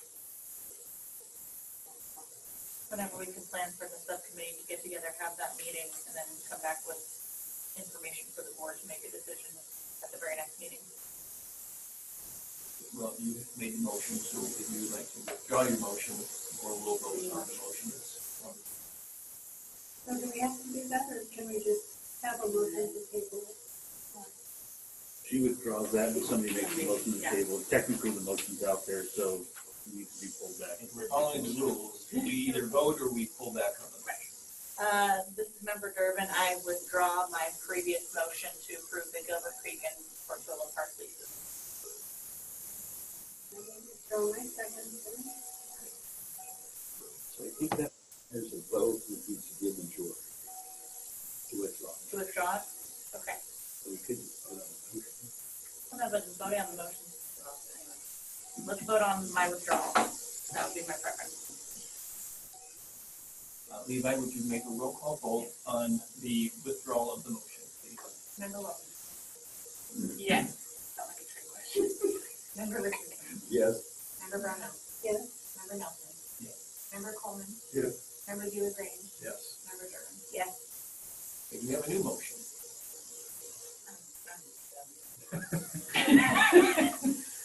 I motion that we table whatever is number 5.1 until meeting with the city subcommittee. Subcommittee with the city. Do we have a tentative date on when that could possibly take place? Aaron's waiting to hear back from Sherry and I because he knew that it was coming to the board tonight to ask for the subcommittee, so we can work tomorrow to try to schedule something up. Levi and Tanya work on scheduling the subcommittee meeting. Something. Do we generally have this back before the board by the 25th? Hopeful. So it's going to be board members' ability to meet. I'll make it work. Okay, so the motion. It might be a Zoom meeting or. The motion would be to table this until our next board meeting on the 28th. Right. We have a second. Second. Levi, would you make a roll call vote? Member Wilson? Can I have just one more question? So you have you and Sherry have worked more closely with her and Laura. Do you foresee problems with this motion? Sherry, in my opinion, it's just one more step that we have to work through and have the board actually sit down with the city to have the conversation. I don't see it complicating the relationship with the city at this time. Do you? No, actually, don't laugh. Those leases have been expired for over 10 years. And so the board's been going back and forth on those leases for 10 years. And so is it going to cause a complication? No. There you go. Glad we could all. That just ruined the whole urgency of getting this done. We just didn't want to see it on the agenda for the fourth time. 2030, we'll bring it back in 10 years. We're not waiting till March. I agree. We will move forward. All right, so. Member Wilson? Yes. Member Richardson? I don't know. I don't know. Oh, Table it. Member tabling it. Tabling it. Yes. Member Brownell? Yes. Member Nelson? Yes. Member Coleman? Yes. Member Grange? Yes. Member Durbin? All right, thank you. That motion carries. I did see a question pop up. I think, Casey, you had a question on who or the board members that would serve on the subcommittee. It'll be Cassie, Casey, and Brian. So hopefully that answers your question. Okay, let's move on. Approval of the first reading of revised policies and ARs, 5.2.1. Do you want to read each of these in, or can we make a motion to approve all of them? Motion to approve all of them. Do we have a motion to approve the first reading of revised policies and ARs as listed? So moved. Second. Any discussion? Levi, would you call a roll call vote, please? Member Wilson? Yes. Member Richardson? Yes. Member Brownell? Yes. Member Nelson? Yes. Member Coleman? Yes. Member Grange? Yes. Member Durbin? Yes. Thank you. 5.3, adoption of comprehensive elementary online curriculum. Yeah, so with the new requirements, we need a completely virtual opportunity for our students, K through 12. We've had an existing product used at secondary level for completely online classes. And so we need one for the elementary level. So I'm going to turn it over to Director Zatola to reference the document that's in your package. Yeah, hi everybody. I don't have much more to say than what's in that document, so hopefully you had a chance to go over it. But we are very excited to, I keep trying to scroll and realize I'm not in control of the scrolling. Anyway, super excited about the product that we were able to find. It's Pearson Connexus. And Medford School District and Three Rivers School District are both using this product as well. One of the charges from ODE is that any product we use is what they call a comprehensive program. And so that's one of the things that was a big selling point for this Pearson product, is that it's not just, you know, the core subjects, reading, writing, and math, but it is also science and social studies, and they have modules for art, PE, music, languages. They address remedial work as well as tag modules. So feeling very good about the resources that our teachers will have using this product. Oh, and another selling point too, a non-negotiable for us, is that it allows translations back and forth from different languages, including Spanish, which is obviously very important for us. Does anybody have any questions? I have a question. I'm trying to understand what kind of, how our staff is supporting this model. I think I have a pretty good understanding of what the CDL looks like, but reading through this, it's, you know, it's still our teachers and support teaching the kids, right? So trying to understand kind of how that looks with this type particular curriculum. Yes, it will be facilitated by District 7 teachers. We're still working on that. It's a part of our bargaining process, and then also getting a better idea of staffing needs. So schools right now are working on calling families and making sure that they're making the right choice for them, because we do realize they're both, especially with CDL, they're currently both online. So helping families navigate the differences between those two. But the short answer is yes, it's facilitated by our own D7 teachers.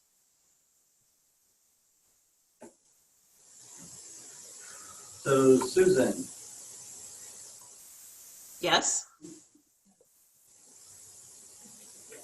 Yes. You said yes. One concern I have about curriculum like this is,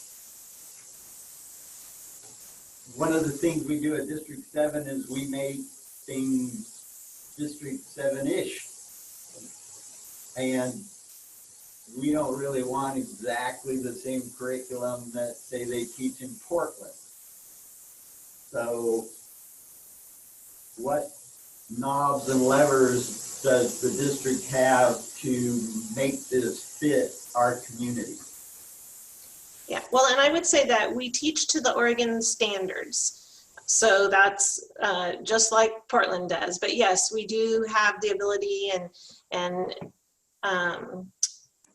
we do choose our own curriculums that we use, and sometimes we create things and sometimes we purchase things. But with this product, there is more than any one person could do if they worked 7 days a week, 10 hours a day, from a student perspective.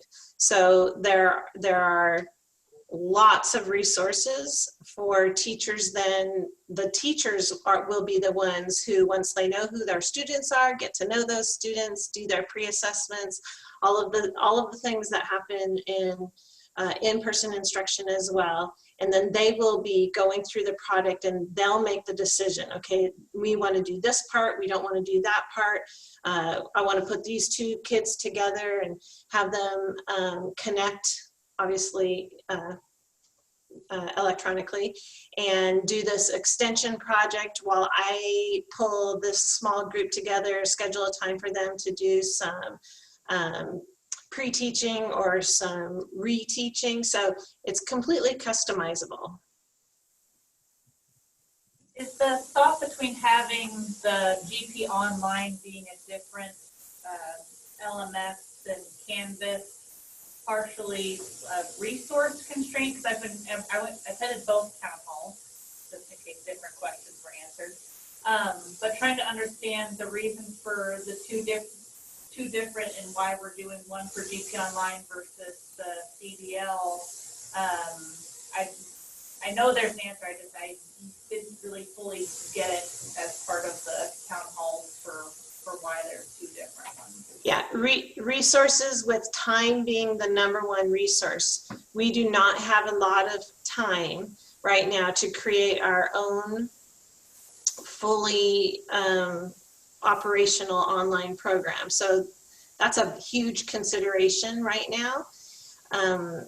And then also resources as in staffing, because with this sort of program, when a teacher doesn't have to do their own, create their own curriculum and do all those sorts of things, then they can have more students. So it's a lot about the resource of time, but also the resource of staffing. That was my assumption. I just wanted to confirm. Thank you. Makes sense. You're always right, Casey. All right, so we need a motion to approve the comprehensive elementary online curriculum. Motion to approve the comprehensive online elementary curriculum. Do you have a second? Second. Any further discussion? Levi, would you please provide us with a roll call vote? Member Wilson? Yes. Member Richardson? Yes. Member Brownell? Yes. Member Nelson? Yes. Member Coleman? Yes. Member DeLaGrange? Yes. Member Durbin? Yes. Okay, motion carried. Thank you. Lastly is our approval of updated secondary calendar. Sure, I'll let Trish speak to it briefly. It's pretty straightforward. Go ahead, Trish, if you're still there. If not, I can cover it. Nope, I'm still with y'all. Woo! We love board meetings that are this long. I'm sure you all agree with me. We are constantly looking at our instructional days and needing to balance what we're going to have to do this school year. With virtual orientations taking a big chunk of time, we're required to have them for the comprehensive distance learning protocols that ODE put out, and just trying to balance the school year. So we moved the clerical day that was scheduled for October 30th to November 10th. The soonest we would come out of CDL at secondary would be November 12th. And then we moved a clerical day at the end of third quarter from April, I believe it was the 1st to the 8th, to accommodate balancing out the quarters. That makes it easier for instructional planning purposes. And thus I think this is your third or fourth time voting on the secondary calendar. Sorry about that. I move we table the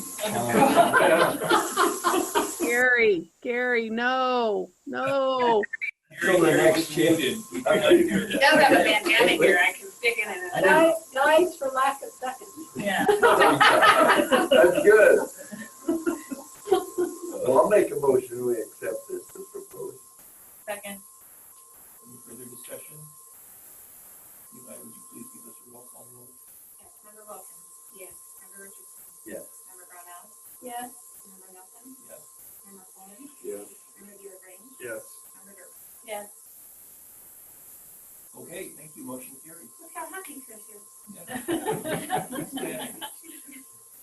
All right, next item is our future meeting dates and suggested agenda items. So our next meeting will be on the 25th.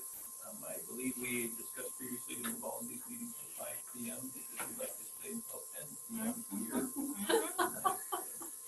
And no food. Yeah. We got food at that. We're trying to starve you. No food or singing. So